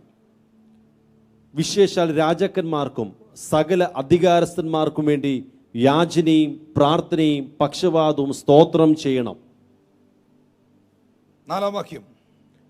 അവൻ സകല മനുഷ്യരും രക്ഷ പ്രാപിപ്പാനും സത്യത്തിന്റെ പരിജ്ഞാനത്തിൽ എത്തുവാനും ഇച്ഛിക്കുന്നു. ഇന്ന് ഈ സന്ദേശം കേൾക്കുന്ന എല്ലാ സുവിശേഷകരുടെയും അകത്ത്, പ്രാർത്ഥിക്കുന്ന ദൈവമക്കളുടെ അകത്ത് ഈ ഒരു വചനം സ്പർശിക്കട്ടെ. ആരും ഈ ലോകത്ത് നശിച്ചു പോകാൻ കർത്താവ് ആഗ്രഹിക്കുന്നില്ല. സകല മനുഷ്യരും രക്ഷ പ്രാപിക്കാനും സത്യത്തിന്റെ പരിജ്ഞാനത്തിൽ എത്താനും ദൈവം ഇച്ഛിക്കുന്നു. അതുകൊണ്ട് എന്നാ ചെയ്യണം? സകലർക്കും വേണ്ടി പ്രാർത്ഥിക്കണം. ദേശത്തിന് വേണ്ടി പ്രാർത്ഥിക്കണം. ആരും നഷ്ടപ്പെടുവാൻ, ആരും നശിച്ചു പോകുവാൻ കർത്താവ് ആഗ്രഹിക്കുന്നില്ല. കർത്താവ് തന്റെ വരവ് പോലും വൈകുന്ന എന്താ? ചിലരും കൂടെ മാനസാന്തരപ്പെടേണ്ടതിന്, ആരും നശിച്ചു പോകാതിരിക്കേണ്ടതിന് അവൻ ദീർഘക്ഷമ കാണിക്കുന്നതേ ഉള്ളൂ. കർത്താവിന്റെ വരവ് വേഗത്തിൽ സംഭവിക്കും. പക്ഷെ ആരും നശിച്ചു പോകാതിരിക്കുവാൻ വേണ്ടി കർത്താവ് വെയിറ്റ് ചെയ്യുന്നു എന്നുള്ളതാണ് എനിക്ക് മനസ്സിലാക്കാൻ കഴിയുന്നത്. അപ്പോൾ നമ്മൾ എന്നാ ചെയ്യണം? ഈ നശിക്കുന്ന ലോകത്തിന് വേണ്ടി, നശിച്ചുകൊണ്ടിരിക്കുന്ന തലമുറകൾക്ക് വേണ്ടി നാം ഇടിവിൽ നിന്ന് ദൈവത്തോട് പ്രാർത്ഥിക്കുന്നവരായിരിക്കണം. ദേശത്തിന് വേണ്ടി പ്രാർത്ഥിക്കണം, രാജ്യങ്ങൾക്ക് വേണ്ടി പ്രാർത്ഥിക്കണം. ഹല്ലേലൂയ. യോഹന്നാൻ 3:16 പറയുന്നു, തന്റെ ഏകജാതനായ പുത്രനിൽ വിശ്വസിക്കുന്ന ഏവനും നശിച്ചു പോകാതെ നിത്യജീവൻ പ്രാപിക്കേണ്ടതിന് അവനെ നൽകുവാൻ തക്കവണ്ണം ഈ ലോകത്തെ സ്നേഹിച്ചു. ആരും നശിച്ചു പോകരുത് എന്ന് പറഞ്ഞേ. ആരും നശിച്ചു പോകരുത്. എല്ലാവരും രക്ഷിക്കപ്പെടണം. എല്ലാവരും സത്യത്തിന്റെ പരിജ്ഞാനം പ്രാപിക്കണം. സകല മനുഷ്യരും, പറഞ്ഞേ, സകല മനുഷ്യരും. നിങ്ങളുടെ കുടുംബത്തിലുള്ളവർ, നിങ്ങളുടെ ദേശത്തിലുള്ളവർ, നിങ്ങളുടെ ബന്ധുമിത്രാദികൾ, സകല മനുഷ്യരും ഇത് പ്രാപിക്കണം. ആമേൻ. കാരണം എന്താണെന്നറിയാമോ? ഈ നമ്മൾ അധികം ശ്രദ്ധിച്ചിട്ടില്ലാത്ത ഒരു കാര്യമുണ്ട്. കർത്താവിന്റെ ക്രൂശീകരണത്തിന്റെ സമയത്ത് കയ്യഫാവ് എന്ന് പറയുന്ന പുരോഹിതൻ, നമുക്കറിയാം, യേശുവിനെ ക്രൂശിക്കാൻ തരാൻ അനാസും കയ്യഫാവും ടൈപ്പായി, ഇവരൊന്നിച്ചായി. ഈ കയ്യഫാവ് എന്ന് പറയുന്ന പുരോഹിതൻ ആ സമയത്ത് നമുക്കറിയാം കർത്താവിന് വലിയ അനുകൂലമല്ല, അവര് യേശുവിന് അവർ അനുകൂലമല്ല. എന്നാ പോലും അങ്ങനെ അദ്ദേഹം ഒരു പുരോഹിതനാ, ആ ഒരു പദവിയിൽ നിൽക്കുന്ന മനുഷ്യനാ. പുള്ളി അങ്ങ് ആത്മാവിൽ പ്രവചിച്ചു. ആ സമയത്ത് നിങ്ങൾ വായിച്ചിട്ടുണ്ടോ? അത് യേശുവിനെ ക്രൂശിക്കാൻ, കർത്താവിനെ ക്രൂശിക്കേണ്ടതിന് വഴി ഒരുക്കിയവരുടെ കൂട്ടത്തിൽ ആ വഴിത്താരയിലായിരുന്ന ഒരു മനുഷ്യൻ പറഞ്ഞൊരു പദമുണ്ട് ബൈബിളിൽ. അത് യോഹന്നാന്റെ സുവിശേഷം 11-ാം അധ്യായത്തിന്റെ 49 മുതലുള്ള വാക്യത്തിലാ. എന്താ ആ കയ്യഫാവ് പറഞ്ഞ പുരോഹിതൻ? അവരിൽ ഒരുത്തൻ, ആ സംവത്സരത്തെ മഹാപുരോഹിതനായ കയ്യഫാവ് തന്നെ അവരോട്, നിങ്ങൾ ഒന്നും അറിയുന്നില്ല, ജനം മുഴുവനും നശിച്ചു പോകാതെ വണ്ണം ഒരു മനുഷ്യൻ ജാതിക്ക് വേണ്ടി മരിക്കുന്നത് നന്ന് എന്ന് ഓർക്കുന്നതുമില്ല എന്ന് പറഞ്ഞു. അവൻ ഇത് സ്വയമായി പറഞ്ഞതല്ല, താൻ ആ സംവത്സരത്തെ മഹാപുരോഹിതനാകിയാൽ ജനത്തിനു വേണ്ടി യേശു മരിപ്പാനിരിക്കുന്നു എന്ന് പ്രവചിച്ചതത്രേ. ഇതാ കയ്യഫാവ് എന്ന പുരോഹിതൻ പ്രവചിക്കുന്നു. പുള്ളി ഇത് സ്വയമായിട്ട് പറഞ്ഞതല്ല, പറയണമെന്ന് ചിന്തിച്ചതുമല്ല. പക്ഷെ ആത്മാവ് തന്നെ കൊണ്ട് പറയിക്കുക. നമ്മൾ എന്ത് ചെയ്യും? കയ്യഫാവിനും ആത്മാവോ? അതെ, ആ സംവത്സരത്തിലെ ആ സമയത്തെ പുരോഹിതനായിരുന്നു അദ്ദേഹം. 50-ാമത്തെ വാക്യത്തിൽ ആ മനുഷ്യൻ പറയുകയാണ്, ജനം മുഴുവൻ നശിച്ചു പോകാതെ വണ്ണം ഒരു മനുഷ്യൻ ജാതികൾക്ക് വേണ്ടി മരിക്കുന്നത് നല്ലത് എന്ന് ഓർക്കുന്നില്ല. അതെ, ഒരു മനുഷ്യൻ മരിക്കണം, ജാതികൾക്ക് വേണ്ടി മരിക്കണം. എന്തിനു വേണ്ടി? ആരും നശിച്ചു പോകാതിരിക്കാൻ, ജനം നശിച്ചു പോകാതിരിക്കാൻ. ഇന്ന് ഈ സന്ദേശം കേട്ടോണ്ടിരിക്കുമ്പോൾ കയ്യഫാവ് എന്ന പുരോഹിതൻ അറിയാതെ പ്രവചിച്ച പ്രവചനം ആരെ കുറിച്ചാണെന്നറിയാമോ? യേശു ക്രിസ്തുവിനെ കുറിച്ചായിരുന്നു. ആരും നശിച്ചു പോകാതിരിക്കുവാൻ, ഒരു ജനവും നശിച്ചു പോകാതിരിക്കുവാൻ ഒരു മനുഷ്യൻ ക്രൂശിൽ മരിച്ചു. പാപികൾക്കായി മരിച്ചു, നിങ്ങൾക്കായി മരിച്ചു. അവൻ മരണത്തെ ജയിച്ചു ഉയർത്തെഴുന്നേറ്റ് ഇന്നും ജീവിക്കുന്നു. ഇതിൽ നിന്ന് സഹോദരങ്ങളെ, നമ്മുടെ പ്രാർത്ഥനയിൽ ഇത് ഉൾപ്പെടുത്തണം. കർത്താവേ, ഒരു ജനവും ഒരു മനുഷ്യനും നശിച്ചു പോകുവാൻ ഇടവരല്ല. കാരണം എഗസ്കേലിന്റെ പ്രവചന പുസ്തകം 3-ാം അധ്യായം 17 മുതലുള്ള വാക്യങ്ങളിൽ വളരെ വ്യക്തമായി രേഖപ്പെടുത്തിയിരിക്കുന്നു എന്താണ് അതിന്റെ കാരണം എന്നുള്ളത്. എഗസ്കേൽ 3:17 മുതലുള്ള വാക്യങ്ങൾ. മനുഷ്യപുത്ര, ഞാൻ നിന്നെ ഇസ്രായേൽ ഗൃഹത്തിന് കാവൽക്കാരനാക്കിയിരിക്കുന്നു. നീ എൻ്റെ വായിൽ നിന്ന് വചനം കേട്ട് എൻ്റെ നാമത്തിൽ അവരെ പ്രബോധിപ്പിക്കണം. ഞാൻ ദുഷ്ടനോട് നീ മരിക്കുമെന്ന് കൽപ്പിക്കുമ്പോൾ നീ അവനെ ഓർപ്പിക്കുകയോ? ദുഷ്ടനെ ജീവനോട് രക്ഷിക്കേണ്ടതിന് അവൻ തൻ്റെ ദുർമാർഗം വിടുവാൻ അവനെ ഓർപ്പിച്ചും കൊണ്ടും ഒന്നും പറയുകയോ ചെയ്യാഞ്ഞാൽ ദുഷ്ടൻ തൻ്റെ അകൃത്യത്തിൽ മരിക്കും. അവൻ്റെ രക്തമോ ഞാൻ നിന്നോട് ചോദിക്കും. ദേശത്തിന്റെ കാവൽക്കാരെ, ദേശത്തിനു വേണ്ടി ഇടിവിൽ നിന്ന് പ്രാർത്ഥിക്കേണ്ട ദൈവത്തിന്റെ പൈതലേ, തിരുവെഴുത്തിൽ എഴുതിയിരിക്കുന്നു, ദുഷ്ടന്മാരോടും പാപികളോടും വഴിവിട്ട ജീവിതം നയിക്കുന്നവനോടും രക്ഷിക്കപ്പെടുവാനും ദൈവകൃപയിലേക്ക് വരുവാനും ദൈവസ്നേഹത്തെ ഓർമ്മിപ്പിച്ചുണർത്തുവാനും ഇടിവിൽ നിന്ന് പ്രാർത്ഥിക്കുവാനും ദൈവം എന്നെയും നിങ്ങളെയും വിളിച്ചിരിക്കുന്നു. ദുഷ്ടൻ തന്റെ അകൃത്യത്തിൽ മരിച്ചാൽ, അവൻ പാപത്തിൽ മരിച്ചാൽ അവന്റെ രക്തം ആ ദേശത്തിന്റെ കാവൽക്കാരോട് ചോദിക്കുമെന്ന് എഴുതിയിരിക്കുന്നു എങ്കിൽ എത്ര സീരിയസ് ആണ് ഈ വിഷയം, ഇടിവിൽ നിന്ന് പ്രാർത്ഥിക്കുക എന്ന് പറയുന്നത്. എൻ്റെ ഒരു പ്രാർത്ഥനയാണ്, കർത്താവേ, ആരും പാപത്തിൽ മരിക്കരുത്. മരണമെന്നുള്ളത് സത്യമാണ്, അത് സംഭവിച്ചിരിക്കും. പക്ഷേ ആ വ്യക്തി പാപത്തിൽ മരിക്കരുത്, അവനൊരു പാപിയായി മരിക്കരുത്. ഹല്ലേലൂയ. ചിലയിടത്തൊക്കെ ചെല്ലുമ്പം ലോകത്തിൽ നിന്ന് വേർപെട്ടു പോയ ആ വ്യക്തിയെക്കുറിച്ച് വളരെ വേദനയോടെ, പ്രയാസത്തോടെ, സങ്കടത്തോടെ ആ കുടുംബം ഇരിക്കുമ്പം അതിൻ്റെ ഇടയ്ക്ക് അവർ പറയും, എന്നാലും എൻ്റെ അച്ചായൻ, എൻ്റെ ഭാര്യ, എൻ്റെ കുഞ്ഞ്, അവൻ രക്ഷിക്കപ്പെട്ട് ദൈവകൽപ്പന അനുസരിച്ചല്ലോ, അവൻ നിത്യതയിലുണ്ട് എന്നുള്ള ഉറപ്പ് ഞങ്ങൾക്കുണ്ട്. അതൊരു ഭയങ്കര പ്രത്യാശയാണ്, അതൊരു ഭയങ്കര പ്രത്യാശയാണ്. ആ ഒരു പ്രത്യാശയില്ലെങ്കിൽ ജീവിച്ചിരിക്കുന്നവർക്ക് വലിയ സങ്കടമാണ്, ഭയങ്കര സങ്കടമാണ്. അതുകൊണ്ടാണ് ഞങ്ങളെപ്പോലുള്ള സുവിശേഷകർ പറയുന്നത്, ഈ ജീവിച്ചിരിക്കുന്ന സമയത്ത് നിന്റെ നിത്യത നീ ഉറപ്പിക്കണമെന്നുള്ളത്, ദൈവവചനം അനുസരിക്കണമെന്നുള്ളത്.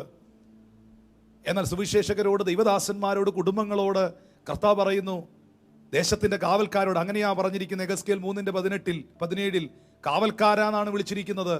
ഇസ്രായേൽ ഗ്രഹത്തിന്റെ കാവൽക്കാരെ, കേരളത്തിന്റെ കാവൽക്കാരെ, ഇന്ത്യയുടെ കാവൽക്കാരെ, നിങ്ങളുടെ ദേശത്തിന്റെ പേര് നിങ്ങൾക്കറിയാം, ആ ദേശത്തിന്റെ കാവൽക്കാരെ, നിങ്ങളുടെ ദേശത്തിൽ ആരും പാപത്തിൽ മരിക്കാതിരിക്കേണ്ടതിന്, രക്ഷിക്കപ്പെടേണ്ടതിന്, ദൈവകൃപയിലേക്ക് വരേണ്ടതിന് ഇടിവിൽ നിന്ന് പ്രാർത്ഥിക്കുക, ഇടിവിൽ നിന്ന് പ്രാർത്ഥിക്കുക. യേശു കർത്താവ് അതിനുവേണ്ടി പറഞ്ഞ അതിമനോഹരമായ, വളരെ ക്ലിയർ ആയിട്ടുള്ള ഒരു ഉദാഹരണം ലൂക്കോസ് സുവിശേഷം 11-ാം അധ്യായം അതിൻ്റെ 5 മുതലുള്ള വാക്യങ്ങൾ ശ്രദ്ധയോടെ കേൾക്കുക.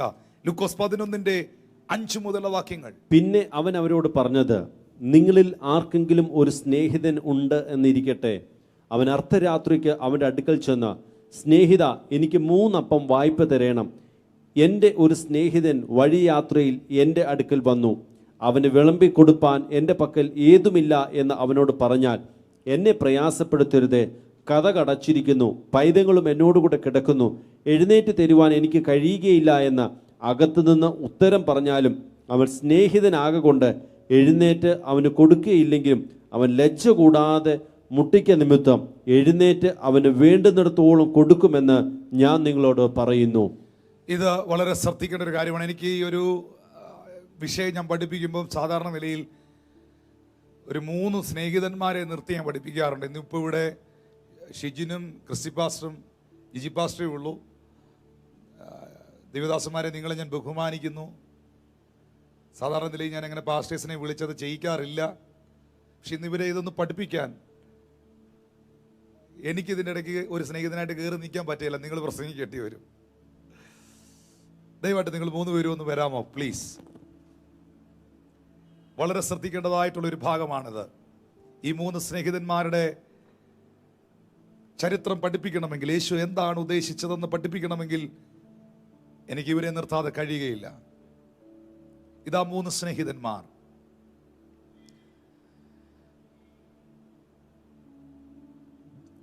ഈ സ്നേഹിതന്റെ പേര് ജിജി മോഹൻ എന്നാണ്. രണ്ടാമത്തെ സ്നേഹിതന്റെ പേര് ക്രിസ്റ്റിൻ എന്നാണ്. മൂന്നാമത്തെ സ്നേഹിതന്റെ പേര് ഷിജിൻ എന്നാണ്. എന്നാൽ യേശു എന്താണ് ഇവിടെ ഉദ്ദേശിച്ചതെന്ന് പറയാം. ശ്രദ്ധയോടെ കേൾക്കുക. ഇതാ ഒരു സ്നേഹിതന്റെ വീട്ടിൽ അർദ്ധരാത്രിയിൽ മറ്റൊരു സ്നേഹിതൻ പ്രതീക്ഷിക്കാത്ത, വിളിക്കാത്ത അതിഥിയായി കടന്നു വരുന്നു. ആ രാത്രിയിൽ ആ സ്നേഹിതന് വിരുന്നുകാരനായി വന്ന, അതിഥിയായി വന്ന സ്നേഹിതന് വലിയ വിശപ്പുണ്ട്. ആ വിശപ്പിനെ ഈ വീട്ടുകാരനായ സ്നേഹിതൻ മനസ്സിലാക്കിയിട്ട് തൻ്റെ പക്കൽ കൊടുക്കുവാൻ അപ്പമില്ലാത്തത് കൊണ്ട്, തൻ്റെ പക്കൽ കൊടുക്കുവാൻ ഭക്ഷണമില്ലാത്തത് കൊണ്ട് ആ സ്നേഹിതന് നൽകുവാൻ കഴിയുന്ന ഒരു സ്നേഹിതനെ അറിയാം. അവൻ്റെ വീട്ടിലേക്ക് കടന്നു പോകുന്നു. ഇനി ഞാൻ ഈ ഭാഗം പഠിപ്പിക്കേണ്ടതിന്, നിങ്ങൾക്ക് വ്യക്തമാക്കി തരേണ്ടതിന് ഈ 3 സ്നേഹിതന്മാരെ അതിനായിട്ട് നിങ്ങളുടെ മുമ്പിൽ നിർത്തുകയാണ്. ജിജി മോഹൻ എന്ന സ്നേഹിതന്റെ ഭവനത്തിൽ രാത്രിയിൽ പാസ്റ്റർ ക്രിസ്ത്യൻ എന്ന സ്നേഹിതൻ വരികയാണ്. പാസ്റ്റർ ജിജി മോഹൻ എന്ന ഈ സ്നേഹിതന് പാസ്റ്റർ ക്രിസ്ത്യൻ എന്ന സ്നേഹിതനെ പരിചയമുണ്ട്, വളരെ സ്നേഹമുണ്ട്, അടുത്ത സ്നേഹിതനാണ്. ഇവിടെ എന്താ ഈ സ്നേഹിതൻ എന്ന് യേശു കർത്താവ് പറയുന്നത്? അങ്ങനെ ഒരു പദം എന്തിനാണ് ഉപയോഗിച്ചത്? കാരണം നിങ്ങൾ മനസ്സിലാക്കുക, സ്നേഹിതന് വേണ്ടി ജീവൻ കൊടുക്കുന്നതിനേക്കാൾ വലിയൊരു സ്നേഹം മറ്റൊന്നില്ല എന്ന് യേശു പഠിപ്പിച്ചു. നല്ലൊരു ഫ്രണ്ട് എന്ന് പറയുന്നത് നമ്മുടെ ജീവിതത്തിലെ നല്ലൊരു ട്രഷറാണ്, നല്ലൊരു നിധിയാണ്, നല്ലൊരു ഫ്രണ്ട്. അബ്രഹാം ദൈവത്തിന്റെ സ്നേഹിതനായിരുന്നു. ഒരു സ്നേഹിതനോട് സംസാരിക്കുന്നത് പോലെ ദൈവം അബ്രഹാമിനോട് സംസാരിച്ചു. ലാസർ യേശുവിന്റെ സ്നേഹിതനായിരുന്നു. അങ്ങനെയാണ് ശിഷ്യന്മാർ യേശുവിനോട് പറഞ്ഞത്, നിന്റെ സ്നേഹിതനായ ലാസർ ദീനമായി കിടക്കുന്നു. ആ ലാസറിനെ യേശു ഉയർപ്പിച്ചു. എല്ലാം മനസ്സ് തുറന്ന് പറയാൻ, എല്ലാം ഉള്ളം തുറന്ന് പറയാൻ ഒരു നല്ല സ്നേഹിതൻ നിങ്ങൾക്കുണ്ട്. അത് യേശുവാണ്. നമ്മുടെ എല്ലാ ഫ്രണ്ട്സിനോടും, നമ്മുടെ എല്ലാ സുഹൃത്തുക്കളോടും നമുക്ക് മനസ്സ് തുറക്കാൻ പറ്റില്ല. അത് പ്രതിസന്ധികൾക്ക് വഴിതിരിക്കും. പക്ഷെ എല്ലാ കാര്യങ്ങളും തുറന്നു പറയാൻ നിങ്ങൾക്കൊരു നല്ല ഫ്രണ്ട് ഉണ്ട്, നല്ലൊരു സ്നേഹിതനുണ്ട്. അത് യേശു ക്രിസ്തുവാണ്. ഹല്ലേലൂയ. ഇതാ പാസ്റ്റർ ജിജി മോഹൻ എന്ന സ്നേഹിതന്റെ ഭവനത്തിൽ പാസ്റ്റർ ക്രിസ്ത്യൻ എന്ന സ്നേഹിതൻ അർദ്ധരാത്രിയിൽ വരുന്നു. ഈ സമയത്ത് പാസ്റ്റർ ജിജി മോഹൻ എന്ന സ്നേഹിതന്, പാസ്റ്റർ ക്രിസ്ത്യൻ എന്ന സ്നേഹിതന് കൊടുക്കുവാനുള്ള ഭക്ഷണമില്ല, ഫുഡില്ല. പക്ഷെ അദ്ദേഹത്തിന്റെ വിശപ്പ്, ആവശ്യം താൻ മനസ്സിലാക്കുന്നു. ഈ സമയത്ത് പാസ്റ്റർ ജിജി മോഹൻ എന്ന സ്നേഹിതൻ പാസ്റ്റർ ക്രിസ്ത്യൻ എന്ന സ്നേഹിതന് വേണ്ടിയിട്ട് ചോദിക്കാനായി മറ്റൊരു സ്നേഹിതന്റെ അടുക്കിലേക്ക് പോകുന്നു. ഈ സ്നേഹിതൻ ആരാന്നറിയാമോ? ഈ സ്നേഹിതൻ നൽകുന്ന സ്നേഹിതനാണ്, ചോദിക്കുന്നത് തരുന്ന സ്നേഹിതനാണ്. അപേക്ഷിക്കുന്നവനെ ഉപേക്ഷിക്കാത്ത സ്നേഹിതനാണ്. Can you please say that name? That name is Jesus.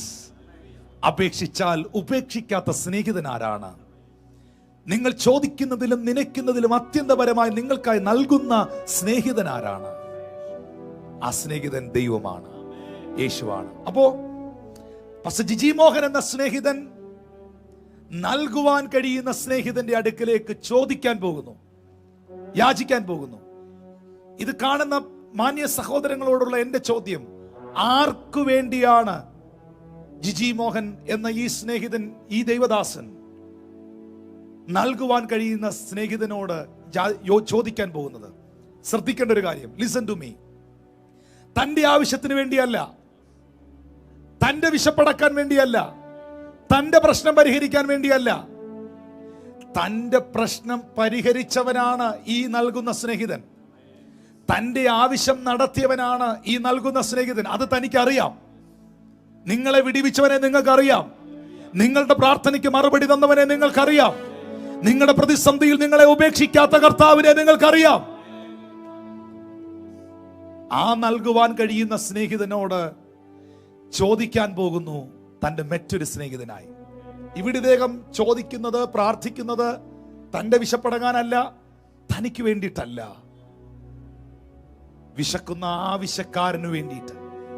നമ്മുടെ നാട്ടിൽ ഒത്തിരി ആവശ്യക്കാരുണ്ട് കേട്ടോ. ഒത്തിരി പ്രതിസന്ധികൾ അനുഭവിക്കുന്നവരുണ്ട്, ഒത്തിരി കഷ്ടതകൾ അനുഭവിക്കുന്നവരുണ്ട്.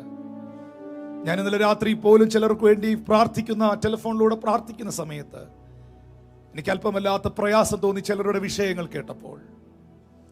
രോഗത്തിലും ദുഃഖത്തിലും ദാരിദ്ര്യത്തിലും പ്രതിസന്ധിയിലും കഷ്ടതകളിലും വലയുന്ന ധാരാളം ആൾക്കാർ ഈ ലോകത്തിലുണ്ട്.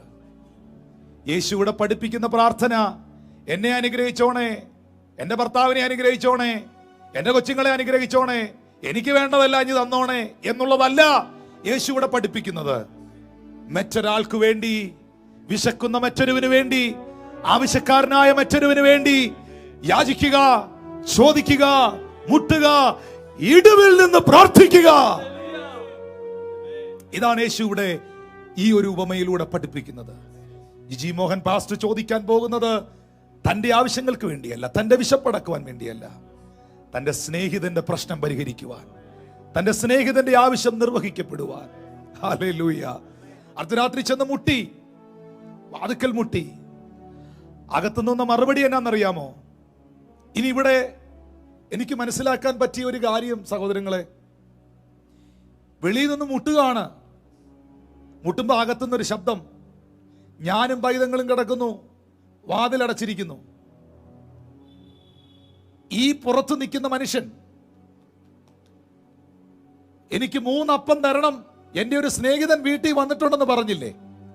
അപ്പൊ അകത്ത് കിടക്കുന്ന ആള്, സ്നേഹിതൻ കിടക്കുകയാണ്, കുട്ടികൾ കൂടെ കിടക്കുകയാണ്.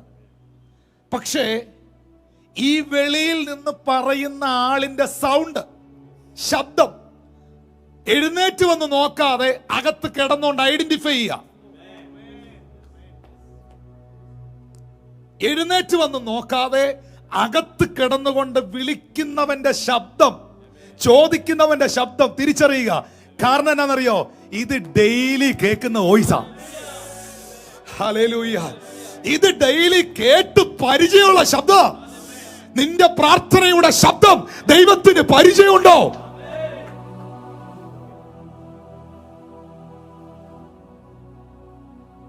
രാത്രിയിൽ 12 ആകുമ്പോ, രാവിലെ 5 മണിയാകുമ്പോ, 6 മണിയാകുമ്പോ, 3 മണിയാകുമ്പോ, ഇതാ ദൈവം പരിചയമുള്ള ഒരു ശബ്ദം കേൾക്കുന്നു.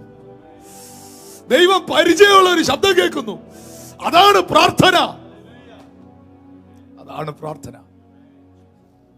അകത്ത് കിടന്നുകൊണ്ട് മറുപടി പറഞ്ഞു, ഇപ്പം എഴുന്നേറ്റ് വരാൻ പറ്റില്ല, ഞാനും പൈതങ്ങളും കിടന്നുറങ്ങുകയാണ്, എന്നെ പ്രയാസപ്പെടുത്തരുത്.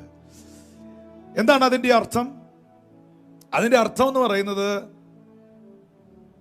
നീ ചോദിച്ച അപ്പം ഇല്ലെന്നുള്ളതല്ല. ചോദിച്ച എന്നാ? അപ്പമാണ്. ചോദിച്ചത് ആഹാരമാണ്. മറുപടി ആഹാരമില്ലെന്നാണോ? നീ ചോദിച്ച സാധനം എനിക്ക് തരാൻ മേല എന്നാണോ ഉത്തരം? അല്ല, അല്ല.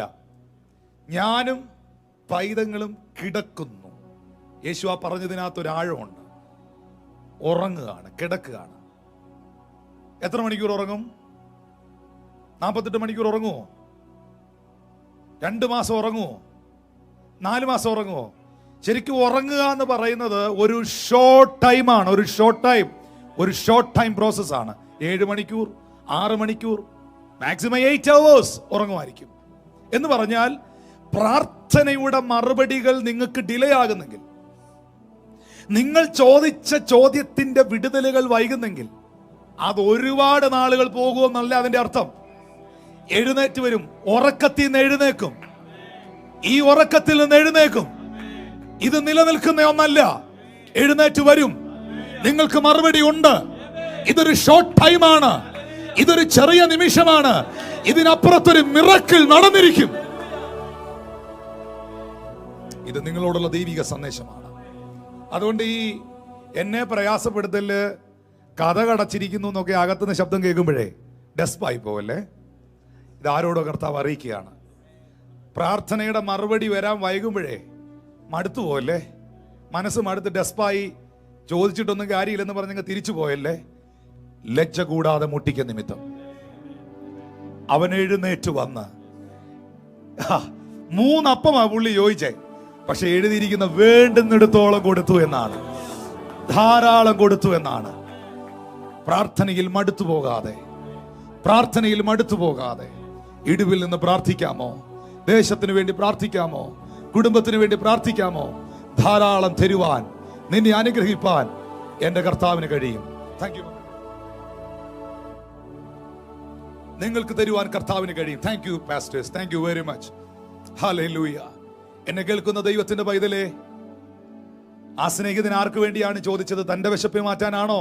അല്ല, തന്റെ സ്നേഹിതന്റെ വിശപ്പ് മാറ്റുവാൻ. നിങ്ങളുടെയൊക്കെ അയൽപക്കത്തും നിങ്ങളുടെയൊക്കെ ദേശത്തും ഒരുപാട് പേര് പ്രതിസന്ധികൾ അനുഭവിക്കുന്നുണ്ട്. അവർക്ക് വേണ്ടി പ്രാർത്ഥിക്കുക. നിങ്ങളുടെ ദൈവദാസന്മാർക്ക് വേണ്ടി പ്രാർത്ഥിക്കുക. ഇടിവിൽ നിന്ന് പ്രാർത്ഥിക്കുക. ലജ്ജ കൂടാതെ മുട്ടുമോ? പ്രാർത്ഥനയിൽ മടുത്തു പോലെ കേട്ടോ. എൻ്റെ കുഞ്ഞിന് വേണ്ടി ഞാൻ പ്രാർത്ഥിക്കുന്നു, ഇതുവരെ ഒരു വിടുതലായിട്ടില്ല. ഞാൻ ആ വിഷയത്തിന് വേണ്ടി പ്രാർത്ഥിക്കുന്നു, ഇതുവരെ അതിലൊരു അത്ഭുതം സംഭവിച്ചിട്ടില്ല എന്ന് ചിന്തിക്കുന്നവരോട്, പ്രാർത്ഥനയുടെ മറുപടിയുടെ തടസ്സം അധികം നാളുകൾ നിൽക്കുന്നതല്ല, അതൊരു ഷോർട്ട് ടൈമാണ്. നിന്റെ അപ്പത്തെ വെള്ളത്തിന്റെ മീതെ എറിയുക, ഏറെ നാൾ കഴിഞ്ഞാലും അത് മടങ്ങി വരും. കർത്താവ് അങ്ങനല്ലേ പറയുന്നേ? എന്താ എഴുതിയിരിക്കുന്നത്? ദർശനത്തിന് ഞാനൊരു അവധി വെച്ചിരിക്കുന്നു, അതതിന്റെ സമാപ്തിയിലേക്ക് വരുവാൻ ബന്ധപ്പെടുന്നു. ദർശനത്തിന് ഞാനൊരു അവധി വെച്ചിരിക്കുന്നു. ഇപ്പൊ നിങ്ങളൊരു മുനിസിപ്പാലിറ്റി ചെല്ലുമ്പോൾ, അല്ലെ ഒരു പഞ്ചായത്ത് ഓഫീസിൽ ചെല്ലുമ്പം ആ സെക്രട്ടറി അവധിയിലാണെന്ന് പറഞ്ഞാൽ എന്നെ അർത്ഥം പുള്ളി ഇനി വരികയില്ലെന്നാണോ? സാറിന്നില്ല കേട്ടോ, സാറിന്ന് അവധിയില്ല എന്ന് പറഞ്ഞതിന്റെ അർത്ഥം എന്നാ? സാറങ്ങ് പോയി ഇനി നിങ്ങളുടെ പേപ്പർ സൈൻ ചെയ്യലെന്നാണോ? അല്ല, ലീവ് എടുത്തിരിക്കുക എന്ന് പറഞ്ഞാൽ അതൊരു ഷോർട്ട് ടൈമാണ്. അവധിയിലാണെന്ന് പറയുന്നത് ആള് പോയി ഇനി അത് കിട്ടുകയില്ലെന്നല്ല, പുള്ളി വരും. ദർശനത്തിന് ഞാനൊരു അവധി വെച്ചിരിക്കുന്നു, അതതിന്റെ സമാപ്തിയിലേക്ക് വരാൻ ബന്ധപ്പെടുന്നു. ഈ ഒരു ഷോർട്ട് ടൈമിൽ ഒരു പക്ഷേ അതിനൊരു മറുപടി വന്നില്ലെങ്കിലും ആ ചെയറിൽ ആള് വരാതിരിക്കില്ല, ആ പേപ്പറിൽ സിഗ്നേച്ചർ വീഴാതിരിക്കില്ല, നിന്റെ വിഷയത്തിൽ മറുപടി ഉണ്ടാകാതിരിക്കില്ല. ഈ ഒരു മെസ്സേജ് പറഞ്ഞുകൊണ്ടിരിക്കുമ്പം നമ്മൾ പ്രാർത്ഥിച്ചില്ല, പിന്നെ എപ്പോഴാണ് പ്രാർത്ഥിക്കുന്നത്? നമുക്കൊന്ന് പ്രാർത്ഥിക്കാം. ചില കാര്യങ്ങളോട് നിങ്ങളോട് എനിക്ക് അറിയിപ്പാനുണ്ട്. നമ്മുടെ ദേശത്തിന് വേണ്ടി ഒന്ന് പ്രാർത്ഥിക്കാം. ഒന്ന് ഇടിവിൽ നിന്ന് പ്രാർത്ഥിക്കാം. കർത്താവിന്റെ ദാസനെ, ഭാരതത്തിന് വേണ്ടി ഒന്ന് പ്രാർത്ഥിക്കാം. നിങ്ങളുടെ കാര്യം ദയവായിട്ടൊന്ന് ഉയർത്തിപ്പിടിച്ചേ. നിങ്ങളുടെ കാര്യം ഒന്ന് ഉയർത്തിപ്പിടിച്ചേ. ഫോണിലൂടെ ആയിരിക്കാം നിങ്ങൾ കാണുന്നത്, ടിവിയിലൂടെ ആയിരിക്കാം നിങ്ങൾ കാണുന്നത്, ഏതെങ്കിലും മാധ്യമങ്ങളിലൂടെ ആയിരിക്കാം നിങ്ങളിത് കാണുന്നത്. നമ്മുടെ ഭാരതത്തിന് വേണ്ടി ഒന്ന് പ്രാർത്ഥിച്ചേ. നമ്മുടെ ദേശങ്ങൾക്ക് വേണ്ടി ഒന്ന് പ്രാർത്ഥിച്ചേ. ഹല്ലേലൂയ. നമ്മുടെ ഭരണകർത്താക്കന്മാർക്ക് വേണ്ടി ഒന്ന് പ്രാർത്ഥിച്ചേ. ആരോഗ്യ പ്രവർത്തകർക്ക് വേണ്ടി ഒന്ന് പ്രാർത്ഥിച്ചേ. ചെറിയവർക്കും വലിയവർക്കും വേണ്ടി പ്രാർത്ഥിച്ചേ. ദേശത്തിന് വേണ്ടി ഒന്ന് ഇടിവിൽ നിന്ന് പ്രാർത്ഥിച്ചേ. ഓ, thank you Lord Jesus, thank you Lord Jesus.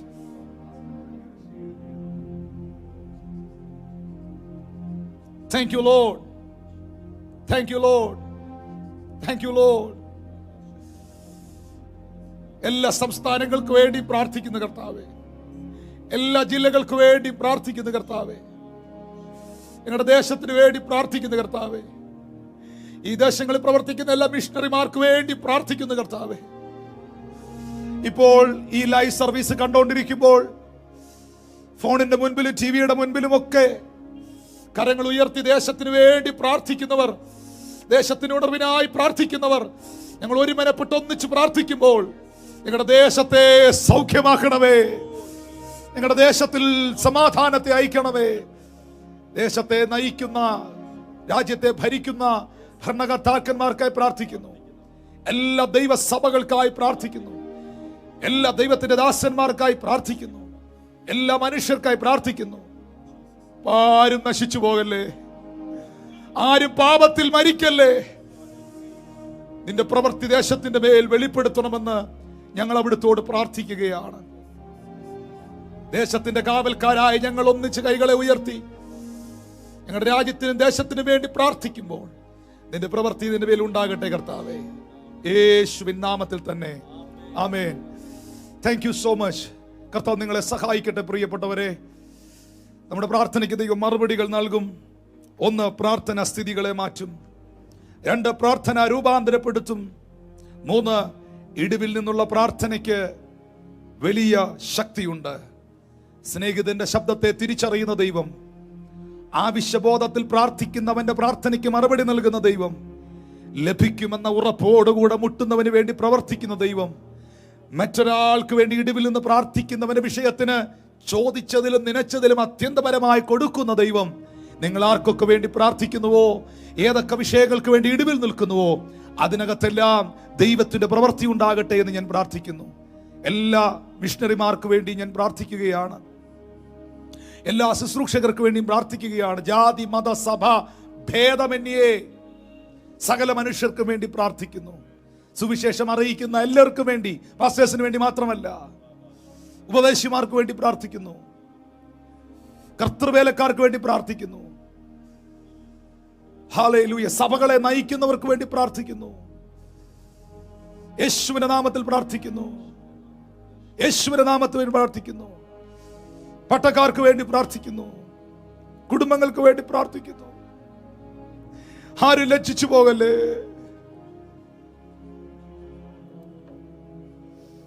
കാവൽക്കാരാ, രാത്രി എന്തായി എന്ന് ചോദിക്കുമ്പോൾ ഞാൻ ഉറങ്ങുകയായിരുന്നു, എനിക്കറിയില്ല എന്ന് പറയാൻ ഇടവരല്ലേ. പ്രാർത്ഥനയുടെ ആത്മാവ് കൊണ്ട് ഓരോ വ്യക്തികളെയും കർത്താവ് നിറയ്ക്കട്ടെ. എന്തിനാ ദൈവദാസന്മാർക്ക് വേണ്ടി പ്രാർത്ഥിക്കണമെന്ന് പറഞ്ഞത്? പ്രാർത്ഥിക്കുന്നുണ്ടോ നിങ്ങൾ? നമുക്ക് മുൻപേ നടന്നവരെയും നമ്മളെ നടത്തിയവരെയും നാം ഓർക്കേണ്ടത് ആവശ്യമാണ്. എന്തിനാണ് അവർക്ക് വേണ്ടി പ്രാർത്ഥിക്കേണ്ടത്? ഇന്നത്തെ സെഷൻ അവസാനിപ്പിക്കാൻ ഇത് പറയാതെ കഴിയില്ല. റോമർക്കെഴുതിയ ലേഖനം 15-ാം അധ്യായത്തിന്റെ 30 മുതലുള്ള വാക്യങ്ങൾ എഴുതിയിരിക്കുന്നു. സഹോദരന്മാരെ, യഹൂദയിലെ അവിശ്വാസികളുടെ കയ്യിൽ നിന്ന് എന്നെ രക്ഷിക്കേണ്ടതിന് നിങ്ങൾ പ്രാർത്ഥനയിൽ എന്നോടുകൂടെ പോരാടണം. ഹല്ലേലൂയ. യഹൂദയിലെ അവിശ്വാസികളുടെ കയ്യിൽ നിന്ന് ഞാൻ രക്ഷിക്കപ്പെടേണ്ടതിന്, യെരൂശലേമിൽ ഞാൻ കൊണ്ടുപോകുന്ന സഹായം വിശുദ്ധന്മാർക്ക് പ്രസാദമായി തീരേണ്ടതിന്, 31-ാമത്തെ വാക്യത്തിൽ അപ്പോസ്തലൻ പറയുകയാണ്, ഞാനിങ്ങനെ ദൈവ ഇഷ്ടത്തിന്റെ സന്തോഷത്തോടെ നിങ്ങളുടെ അടുക്കൽ വന്ന് നിങ്ങളുടെ മനം നടുക്കേണ്ടതിന് നിങ്ങൾ എനിക്ക് വേണ്ടി ദൈവത്തോട് പ്രാർത്ഥനയിൽ എന്നോടുകൂടെ പോരാടണം. എന്ന പദമാ അതൊക്കെ.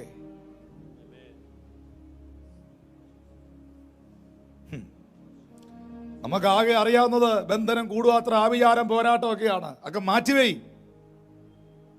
അതിനെ വിട്ടുകളാതൊക്കെ നിങ്ങളുടെ മൈൻഡിൽ നിന്ന്. നിനക്ക് വിരോധമായി ഉണ്ടാക്കുന്ന യാതൊരു ആയുധം നിനക്ക് വലിക്കുകയില്ല. ആവിചാരം യാക്കോബിനും ലക്ഷണവിദ്യ ഇസ്രായേലിനും പറ്റുകയില്ല. ഞാൻ പറഞ്ഞു ആരാ യാക്കോബെന്ന്. പ്രാർത്ഥനയിൽ മല്ലുപിടിക്കുന്നവന് പറ്റുകയില്ല. അതൊക്കെ മാറ്റിവേ. ഇത് ഓർക്ക്, പ്രാർത്ഥനയിൽ പോരാട്, പ്രാർത്ഥനയിൽ പോരാട്. പൗലോസ് പറയുന്നു, ശക്തമേറിയൊരു വാക്ക്, 3-ാം സ്വർഗത്തോളം എടുക്കപ്പെട്ട മനുഷ്യന്റെ 30-ാമത്തെ വാക്യം എന്നാ ശക്തമെന്ന് പറയും. 3-ാം സ്വർഗത്തോളം എടുക്കപ്പെട്ട മനുഷ്യൻ, വെളിപ്പാടുകളുടെ ആധിക്യമുള്ള മനുഷ്യൻ, ഈടുറ്റ കരുത്തുള്ള ലേഖനങ്ങൾ പുതിയ നിയമ സഭയ്ക്ക് നൽകിയ സത്യത്തിൽ വെളിപ്പാടുകളുടെ കലവറയാണ് പൗലോസ്. ആ മനുഷ്യൻ പറയുകയാണ്, അവിശ്വാസികളുടെ കയ്യിൽ നിന്ന് എന്നെ രക്ഷിക്കേണ്ടതിന് ഒത്തിരി അവിശ്വാസികളുണ്ട് ലോകത്തിൽ. ഇതൊന്നും മനസ്സിലാക്കാൻ പറ്റാത്തവരുണ്ട്. അവരുടെ കയ്യിൽ നിന്ന് ഞാൻ രക്ഷിക്കേണ്ടതിന് നിങ്ങൾ പ്രാർത്ഥനയിൽ എനിക്ക് വേണ്ടി പോരാടണം. കാരണം ഈ ദൈവത്തിന്റെ അഭിഷിക്തന്മാർക്ക് വേണ്ടി പ്രാർത്ഥിക്കണമെന്ന് പറഞ്ഞ് എന്നാന്നറിയാവോ? ദാവീദ്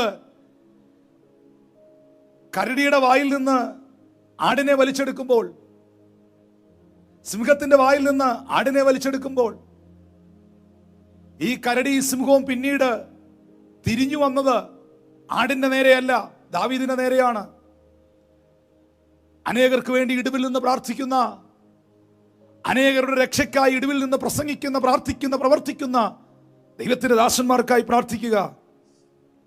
നിങ്ങളുടെ സഭയിലെ പാസ്റ്ററിന് വേണ്ടി മാത്രമല്ല, എൽഷദായിലുള്ളവരോട് ഞാൻ പറയുന്നു, ടിനുപ്പാസിന് വേണ്ടി മാത്രമല്ല എനിക്ക് വേണ്ടി പ്രാർത്ഥിക്കണം. അത് മാത്രമേ ഞാൻ ചോദിക്കുന്നുള്ളൂ. എനിക്കതേ ആവശ്യമുള്ളൂ. പക്ഷെ എനിക്ക് വേണ്ടി മാത്രമല്ല, എല്ലാ ദൈവത്തിന്റെ ഭൃത്യന്മാർക്ക് വേണ്ടിയും ദൈവവേലയിൽ അധ്വാനിക്കുന്നവർക്ക് വേണ്ടിയും നിങ്ങൾ ഇടിവിൽ നിന്ന് പ്രാർത്ഥിക്കണം. 2 കൊരിന്ത്യർ 1:8 മുതലുള്ള വാക്യങ്ങൾ എഴുതിയിരിക്കുന്നു. സഹോദരന്മാരെ, ആസിയയിൽ ഞങ്ങൾക്കുണ്ടായ കഷ്ടം അറിയാതിരിക്കിയാൽ ഞങ്ങൾക്ക് മനസ്സില്ല. ഞങ്ങൾ ജീവനോടെ ഇരിക്കുമോ, ഞങ്ങൾ ജീവനോടെ ഇരിക്കുമോ എന്ന് നിരാശ തോന്നുമാറ് ഞങ്ങൾ ശക്തിക്ക് മീതെ അത്യന്തം ഭാരപ്പെട്ടു. ഞങ്ങളുടെ ശുശ്രൂഷയുടെ എതിർത്ത് നിന്ന ഒരു പൈശാചിക മണ്ഡലം, മറ്റൊരു പവർ. എന്നാൽ താഴേക്ക് വായിക്കുമ്പോൾ അതിന്റെ 9 മുതലുള്ള വാക്യങ്ങളിൽ പൗലോസ് പറയുന്നു, അതെ, ഞങ്ങളിലല്ല മരിച്ചവരെ ഉയർപ്പിക്കുന്ന ദൈവത്തിൽ അത്ര ആശ്രയിപ്പാൻ തക്കവണ്ണം ഞങ്ങളും മരിച്ചു പോകുമെന്ന് ഉള്ളിൽ നിർണയിക്കേണ്ടി വന്നു. 10ാമത്തെ വാക്യത്തിൽ എഴുതിയിരിക്കുകയാണ്, ഇത്ര ഭയങ്കരമായ മരണത്തിൽ നിന്ന് ദൈവം ഞങ്ങളെ വിടുവിക്കുകയും ചെയ്യും. അവൻ മേലാലും വിടുവിക്കുമെന്ന് ഞങ്ങൾ അവനിൽ ആശ വച്ചിരിക്കുന്നു. 11ാമത്തെ വാക്യത്തിൽ ഇരിക്കുന്നു, അതിന് നിങ്ങളും ഞങ്ങൾക്ക് വേണ്ടിയുള്ള പ്രാർത്ഥനയിൽ തുണയ്ക്കുന്നുണ്ടല്ലോ. അങ്ങനെ പലർ മുഖാന്തരം ഞങ്ങൾക്ക് കിട്ടിയ കൃപയ്ക്ക് വേണ്ടി പലരാലും ഞങ്ങൾ നിമിത്ത സ്തോത്രമുണ്ടാകാൻ ഇടവരും. സഭയുടെ പാസ്റ്റർ പറയുകയാണ്, അപ്പോസ്തലൻ പറയുകയാണ് 11ാമത്തെ വാക്യത്തിൽ, നിങ്ങൾ ഞങ്ങൾക്ക് വേണ്ടി പ്രാർത്ഥനയിൽ തുണനിന്നു, നിങ്ങൾ ഞങ്ങൾക്ക് വേണ്ടി പ്രാർത്ഥനയിൽ തുണച്ചു. Hallelujah, hallelujah. ആ പ്രാർത്ഥനയുടെ പിന്തുണ ഇന്ന് ഈ സർവീസിൽ ഞാൻ നിൽക്കുമ്പോൾ, സഹോദരങ്ങളെ, എനിക്കത് വേണം,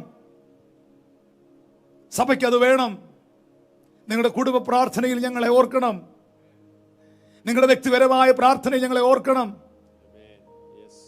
നിങ്ങൾക്ക് മറ്റൊന്നും നൽകി തുണയ്ക്കുവാൻ കഴിഞ്ഞില്ലെങ്കിലും പ്രാർത്ഥനയിൽ ഞങ്ങൾക്ക് തുണ നിൽക്കണം, പ്രാർത്ഥനയിൽ സപ്പോർട്ട് ചെയ്യണം. Hallelujah, hallelujah. അവിശ്വാസികളും അസൂയക്കാരും അശുദ്ധാത്മ മണ്ഡലങ്ങളും അതിശക്തമായി പോരാടുവാൻ ശ്രമിക്കുമ്പോൾ അതിനു മീതെ നിങ്ങളുടെ പ്രാർത്ഥന കോട്ടയായി നിൽക്കണം. പ്രാർത്ഥനയുടെ ശക്തി വെളിപ്പെടണം. പ്രാർത്ഥിക്കേണ്ടവർ ഉറങ്ങരുത്, പ്രാർത്ഥിക്കേണ്ടവർ പ്രാർത്ഥിക്കാതിരിക്കരുത്. ഫിലിപ്പിയർ 1:19-20 വാക്യങ്ങൾ ഒന്ന് വായിക്കൂ ദൈവദാസനെ വേഗത്തിൽ. ഫിലിപ്പിയർ 1:19-20 വാക്യങ്ങൾ. നിങ്ങളുടെ പ്രാർത്ഥനയാലും യേശുക്രിസ്തുവിന്റെ ആത്മാവിന്റെ സഹായത്താലും അത് എനിക്ക് രക്ഷാകാരണമായി തീരുമെന്ന് ഞാൻ അറിയുന്നു. പൗലോസ് പറയുന്നു, നിങ്ങളുടെ എല്ലാ ലേഖനങ്ങളിലും തനിക്ക് വേണ്ടി പ്രാർത്ഥിച്ചവരോട് താൻ നന്ദി പറയുകയാണ്. നിങ്ങളുടെ പ്രാർത്ഥനയാലും യേശുക്രിസ്തുവിന്റെ ആത്മാവിന്റെ സഹായത്താലും. പ്രാർത്ഥിക്കണോ? ദൈവദാസന്മാർക്ക് വേണ്ടി പ്രാർത്ഥിക്കണോ? ഹല്ലേലൂയ. കൊലോസ്യർ 4:2, 3, 4 വാക്യങ്ങളിൽ പൗലോസ് പറയുന്നു, പ്രാർത്ഥനയിൽ ഉറ്റിരിപ്പീൻ, സ്തോത്രത്തോടെ അതിൽ ജാഗരിപ്പീൻ. എനിക്ക് ബന്ധനകാരമായ ക്രിസ്തുവിന്റെ മർമ്മം പ്രസ്താവിപ്പാൻ തക്കോണം ദൈവം ഞങ്ങൾക്ക് വചനത്തിന്റെ വാതിൽ തുറന്നു തരികയും ഞാൻ സംസാരിക്കും വേണ്ടുമണ്ണം അതിനെ വെളിപ്പെടുത്തുകയും ചെയ്യേണ്ടതിന് ഞങ്ങൾക്കും വേണ്ടിയും പ്രാർത്ഥിപ്പീൻ. 14 ലേഖനങ്ങൾ സഭയ്ക്ക് നൽകിയ വിശുദ്ധ ഗ്രന്ഥമായ വേദപുസ്തകത്തിനകത്തുനിന്ന് ഈടുറ്റ കരുത്തുള്ള 14 ലേഖനങ്ങൾ സഭയ്ക്ക് നൽകിയ മനുഷ്യൻ പറയുകയാണ്, ഞങ്ങളെ സംസാരിക്കുമ്പോഴേ, വാ തുറന്ന് പ്രസംഗിക്കുമ്പോഴേ ദൈവവചനം വെളിപ്പെട്ടു വരാൻ ഞങ്ങൾക്ക് വേണ്ടി പ്രാർത്ഥിക്കണമെന്ന്. പൗലോസേ, അങ്ങ് പറഞ്ഞ എഴുതി വെച്ച സാധനങ്ങളാണ് ഞങ്ങൾ പ്രസംഗിക്കുന്നേ. അങ്ങ് പറയുകയാണ്, ഞാൻ പ്രസംഗിക്കുമ്പോൾ, ഞാൻ വചനം പറയുമ്പോൾ നിങ്ങൾ എനിക്ക് വേണ്ടി പ്രാർത്ഥിച്ചാലേ അതങ്ങോട്ട് ശോഭിക്കുള്ളൂ. ഞങ്ങൾ എന്ത് പറയണം? പ്രിയപ്പെട്ടവരെ, ഒരു ദൈവത്തിന്റെ ദാസൻ വചനം പ്രസംഗിച്ചുകൊണ്ടിരിക്കുമ്പോൾ, ആ വചന ശുശ്രൂഷ നടന്നുകൊണ്ടിരിക്കുമ്പോൾ അത് കേട്ടോണ്ടിരിക്കുന്നവർ ഇങ്ങനെ പ്രാർത്ഥിക്കണം, കർത്താവേ തന്റെ ദാസന് വചനത്തിന്റെ വാതിലുകൾ തുറന്നു കൊടുക്കണമേ, വചനത്തിന്റെ വെളിപ്പാടുകൾ കൊണ്ട് തന്നെ നിറയ്ക്കണമേ, ആ വചനം ഇന്ന് എന്നോട് സംസാരിക്കണമേ എന്ന് നിങ്ങൾ പ്രാർത്ഥിക്കുന്നവരായിരിക്കണം. ഈ സന്ദേശം കേട്ട് നിങ്ങൾ വെറുതെ കളയരുത് പ്രിയപ്പെട്ടവരെ. കാരണം 2 തെസ്സലോനിക്കർക്ക് എഴുതിയ ലേഖനം വേഗത്തിലാന്ന് വായിച്ചോ. 3-ാം അധ്യായം 1, 2, 3 വാക്യങ്ങൾ, 1 മുതൽ 3 വരെ. അതിന്റെ 2-ാമത്തെ വാക്യം ഭയങ്കര ഇമ്പോർട്ടന്റ്, വായിച്ചോ. ഒടുവിൽ സഹോദരന്മാരെ, കർത്താവിന്റെ വചനം നിങ്ങളുടെ അടുക്കൽ എത്തിയതുപോലെ വേഗം വ്യാപിച്ച് മഹത്വപ്പെടുവാനും വല്ലാത്തവരും ദുഷ്ടന്മാരുമായ മനുഷ്യരുടെ കയ്യിൽ നിന്ന് ഞങ്ങളെ വിടുവിക്കപ്പെടുവാനും ഞങ്ങൾക്ക് വേണ്ടി പ്രാർത്ഥിപ്പീൻ. വല്ലാത്തവരും ദുഷ്ടന്മാരുമായ മനുഷ്യരുടെ കയ്യിൽ നിന്ന് ഞങ്ങളെ വിടുവിപ്പാൻ ഞങ്ങൾക്ക് വേണ്ടി പ്രാർത്ഥിപ്പീൻ. പൗലോസ് ഹാൻഡ് കർച്ചീഫ് എടുത്തിട്ട, റൂമാൽ എടുത്തിട്ടാൽ സൗഖ്യം നടക്കും. അണലി കൈ ചുറ്റി കുടഞ്ഞ് തീ കളഞ്ഞു. പുബ്ലിയോസിന്റെ അതിസാരം തൊട്ട് സൗഖ്യമാക്കി. മരിച്ചുപോയ യൂത്തിക്കോസിനെ ഉയർപ്പിച്ചു. ഈ മനുഷ്യൻ, ഈ പാസ്റ്റർ, അദ്ദേഹം പാസ്റ്ററാണ് കേട്ടോ, സഭയോട് പറയുകയാണേ, വല്ലാത്തവരും ദുഷ്ടന്മാരുമായ മനുഷ്യരുടെ കയ്യിൽ നിന്ന് ഞങ്ങൾ വിടുവിക്കപ്പെടാൻ ഞങ്ങൾക്ക് വേണ്ടി പ്രാർത്ഥിക്കണമെന്ന്. വിശ്വാസം എല്ലാവർക്കും ഇല്ലല്ലോ എന്ന്. മരിച്ച ആളെ ഉയർപ്പിച്ച മനുഷ്യൻ പറയുക, 3-ാം സ്വർഗത്തോളം എടുക്കപ്പെട്ട മനുഷ്യൻ പറയുക, ഞങ്ങൾക്ക് വേണ്ടി പ്രാർത്ഥിക്കണമെന്ന്. നിസ്സാരമായി കാണരുത്. നമ്മുടെ ചിന്തയിൽ ഞാനൊരു കാര്യം ഈ സന്ദേശത്തിൽ പറയട്ടെ. ഈ പൗലോസ് അപ്പോസ്തലൻ, അദ്ദേഹം ഒരു പാസ്റ്ററാണ്, അപ്പോസ്തലനാണ്. അഗ്രിപ്പ രാജാവിന്റെ മുൻപിൽ തന്നെ വിസ്തരിച്ചു, തന്നെ വിധിച്ചു, തന്നെ റോമിലേക്ക് കപ്പൽ കയറ്റി അയച്ചു. എന്നിട്ട് താൻ ആ കപ്പലിൽ പോകുമ്പം ഒന്നാമത് പുള്ളിയെ ജയിലിൽ ഇടാൻ തീരുമാനിച്ചു. ജയിലിൽ ഇടാൻ പോവാ. രണ്ടാമതായിട്ട് പുള്ളി ആ കപ്പലിൽ കയറുമ്പോൾ ആ കപ്പൽ അപകടത്തിൽപ്പെട്ടു. അത് കഴിഞ്ഞ് പുള്ളി മാൾട്ടാ ദ്വീപിലെത്തി. അവിടെ പുള്ളിയുടെ കയ്യിൽ അണലി ചുറ്റി, അതിനെ തീയിൽ കുടഞ്ഞു കളഞ്ഞു. ഇങ്ങനെ ഒന്നിനു പിറകെ ഒന്നായി പ്രശ്നങ്ങൾ അനുഭവിക്കുന്ന ഒരു പൗലോസിനെ നമുക്ക് കാണാം. നമ്മളാണ് എന്നാ പറഞ്ഞേനെ, പാസ്റ്ററിനെ കോടതി വിധിച്ചു, 2 പുള്ളിയെ ജയിലിൽ ഇടാൻ തീരുമാനിച്ചു. ആ ജയിലിലോട്ട് കൊണ്ടുപോകുന്ന വണ്ടി പോകുന്ന വഴിക്ക് അപകടത്തിൽപ്പെട്ടു. അത് കഴിഞ്ഞ് രക്ഷപ്പെട്ട്, വണ്ടിയിൽ നിന്ന് രക്ഷപ്പെട്ട് പുള്ളി ഇരുന്നപ്പോൾ കയ്യെ കയറി പാമ്പ് ചുറ്റി. ഓ, പുള്ളി ദൈവം കൈവിട്ടെന്നാ തോന്നുന്നേ. അല്ല, ദൈവം കൈവിട്ടതല്ല.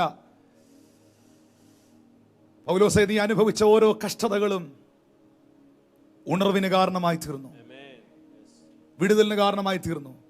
അതുകൊണ്ട് സഹോദരങ്ങളെ, ഇടിവിൽ നിന്ന് പ്രാർത്ഥിക്കുക, ദൈവത്തിന്റെ ദാസന്മാർക്കായി പ്രാർത്ഥിക്കുക, സഭയ്ക്കായി പ്രാർത്ഥിക്കുക, ദേശത്തിനായി പ്രാർത്ഥിക്കുക. പ്രാർത്ഥനയ്ക്ക് നിങ്ങളുടെ സ്ഥിതികളെ മാറ്റാൻ കഴിയും. പ്രാർത്ഥനയ്ക്ക് നിങ്ങളെ രൂപാന്തരപ്പെടുത്തുവാൻ കഴിയും. നമുക്കൊരു നിമിഷം പ്രാർത്ഥിക്കാം. നിങ്ങളായിരിക്കുന്ന സ്ഥാനത്ത് ദൈവകരങ്ങളിലേക്ക് നിങ്ങളെ ഒന്ന് ഏൽപ്പിച്ചു കൊടുത്തേ. യേശുവേ, നിന്റെ ജനത്തെ നിന്റെ കരങ്ങളിലേക്ക് നൽകി തരുകയാണ്. നിന്റെ സാന്നിധ്യത്തിൽ അവരെ നിലനിർത്തണമേ. കർത്താവിന്റെ ദാസന്മാർ ഒന്ന് സ്റ്റേജിലേക്ക് വരുമോ? ഒരു വാക്കൊന്ന് പ്രാർത്ഥിക്കാമോ? ഇന്ന് ഈ സർവീസിൽ ഞങ്ങളെ വാച്ച് ചെയ്യുന്ന, ഞങ്ങളെ കാണുന്ന എല്ലാ കുടുംബങ്ങൾക്കായും പ്രാർത്ഥിക്കുന്നു. എബ്ബേസിന്റെ പ്രാർത്ഥന അവന്റെ അതിരുകളെ വിശാലമാക്കി, അത്ഭുത പ്രവർത്തികൾ അവന്റെ ജീവിതത്തിൽ കൊണ്ടുവന്നു. അവന്റെ സഹോദരങ്ങളെക്കാൾ അധികം അവനെ മാന്യനാക്കി മാറ്റി. യാബോക്കിന്റെ കടവിലെ യാക്കോബിന്റെ പ്രാർത്ഥന അവന്റെ പേരും പെരുമാറ്റവും മാറ്റി രാജ്യത്തിന്റെ അനുഗ്രഹമാക്കി തീർത്തു. ഇന്ന് എന്നോടൊപ്പം പ്രാർത്ഥിക്കുന്ന, അന്യഭാഷയിൽ പ്രാർത്ഥിച്ചേ, ദൈവകൃപയെ പ്രാർത്ഥിച്ചേ, വിശ്വാസത്തോടെ പ്രാർത്ഥിച്ചേ, പ്രാർത്ഥിക്കുന്ന ഓരോ പ്രിയപ്പെട്ടവരെയും അവിടുത്തെ കരങ്ങളിലേക്ക് നൽകി തരികയാണ്. ഓ, താങ്ക് യു ലോർഡ് ജീസസ്. അത്ഭുത സൗഖ്യങ്ങൾ അവരിൽ ഉണ്ടാകട്ടെ കർത്താവേ. അത്ഭുത സൗഖ്യങ്ങൾ അവരിൽ ഉണ്ടാകട്ടെ, ഹീലിംഗുകൾ ഉണ്ടാകട്ടെ. അവർ ചോദിച്ചതിലും നനച്ചതിലും അത്യന്തപരമായ ദൈവപ്രവൃത്തി യേശുവിന്റെ നാമത്തിൽ അവരുടെ ജീവിതത്തിൽ വെളിപ്പെട്ടു വരട്ടെ. ഇന്ന് ലൈവായിട്ട് ഇവർ കണ്ടുകൊണ്ടിരിക്കുമ്പോൾ യേശുവിന്റെ അധികാരമുള്ള നാമത്തിൽ ഒരു മിറക്കിൾ അവരിൽ സംഭവിക്കട്ടെ. എല്ലാ പൈശാചിക മണ്ഡലങ്ങളും തകരട്ടെ.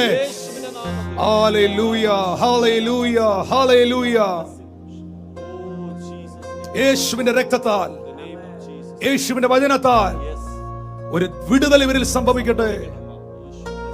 ഇവർ പ്രാർത്ഥിക്കുന്ന പ്രാർത്ഥനയ്ക്ക് ഓരോന്നോരോന്നായി യേശുവിന്റെ നാമത്തിൽ മറുപടി ഉണ്ടാകട്ടെ.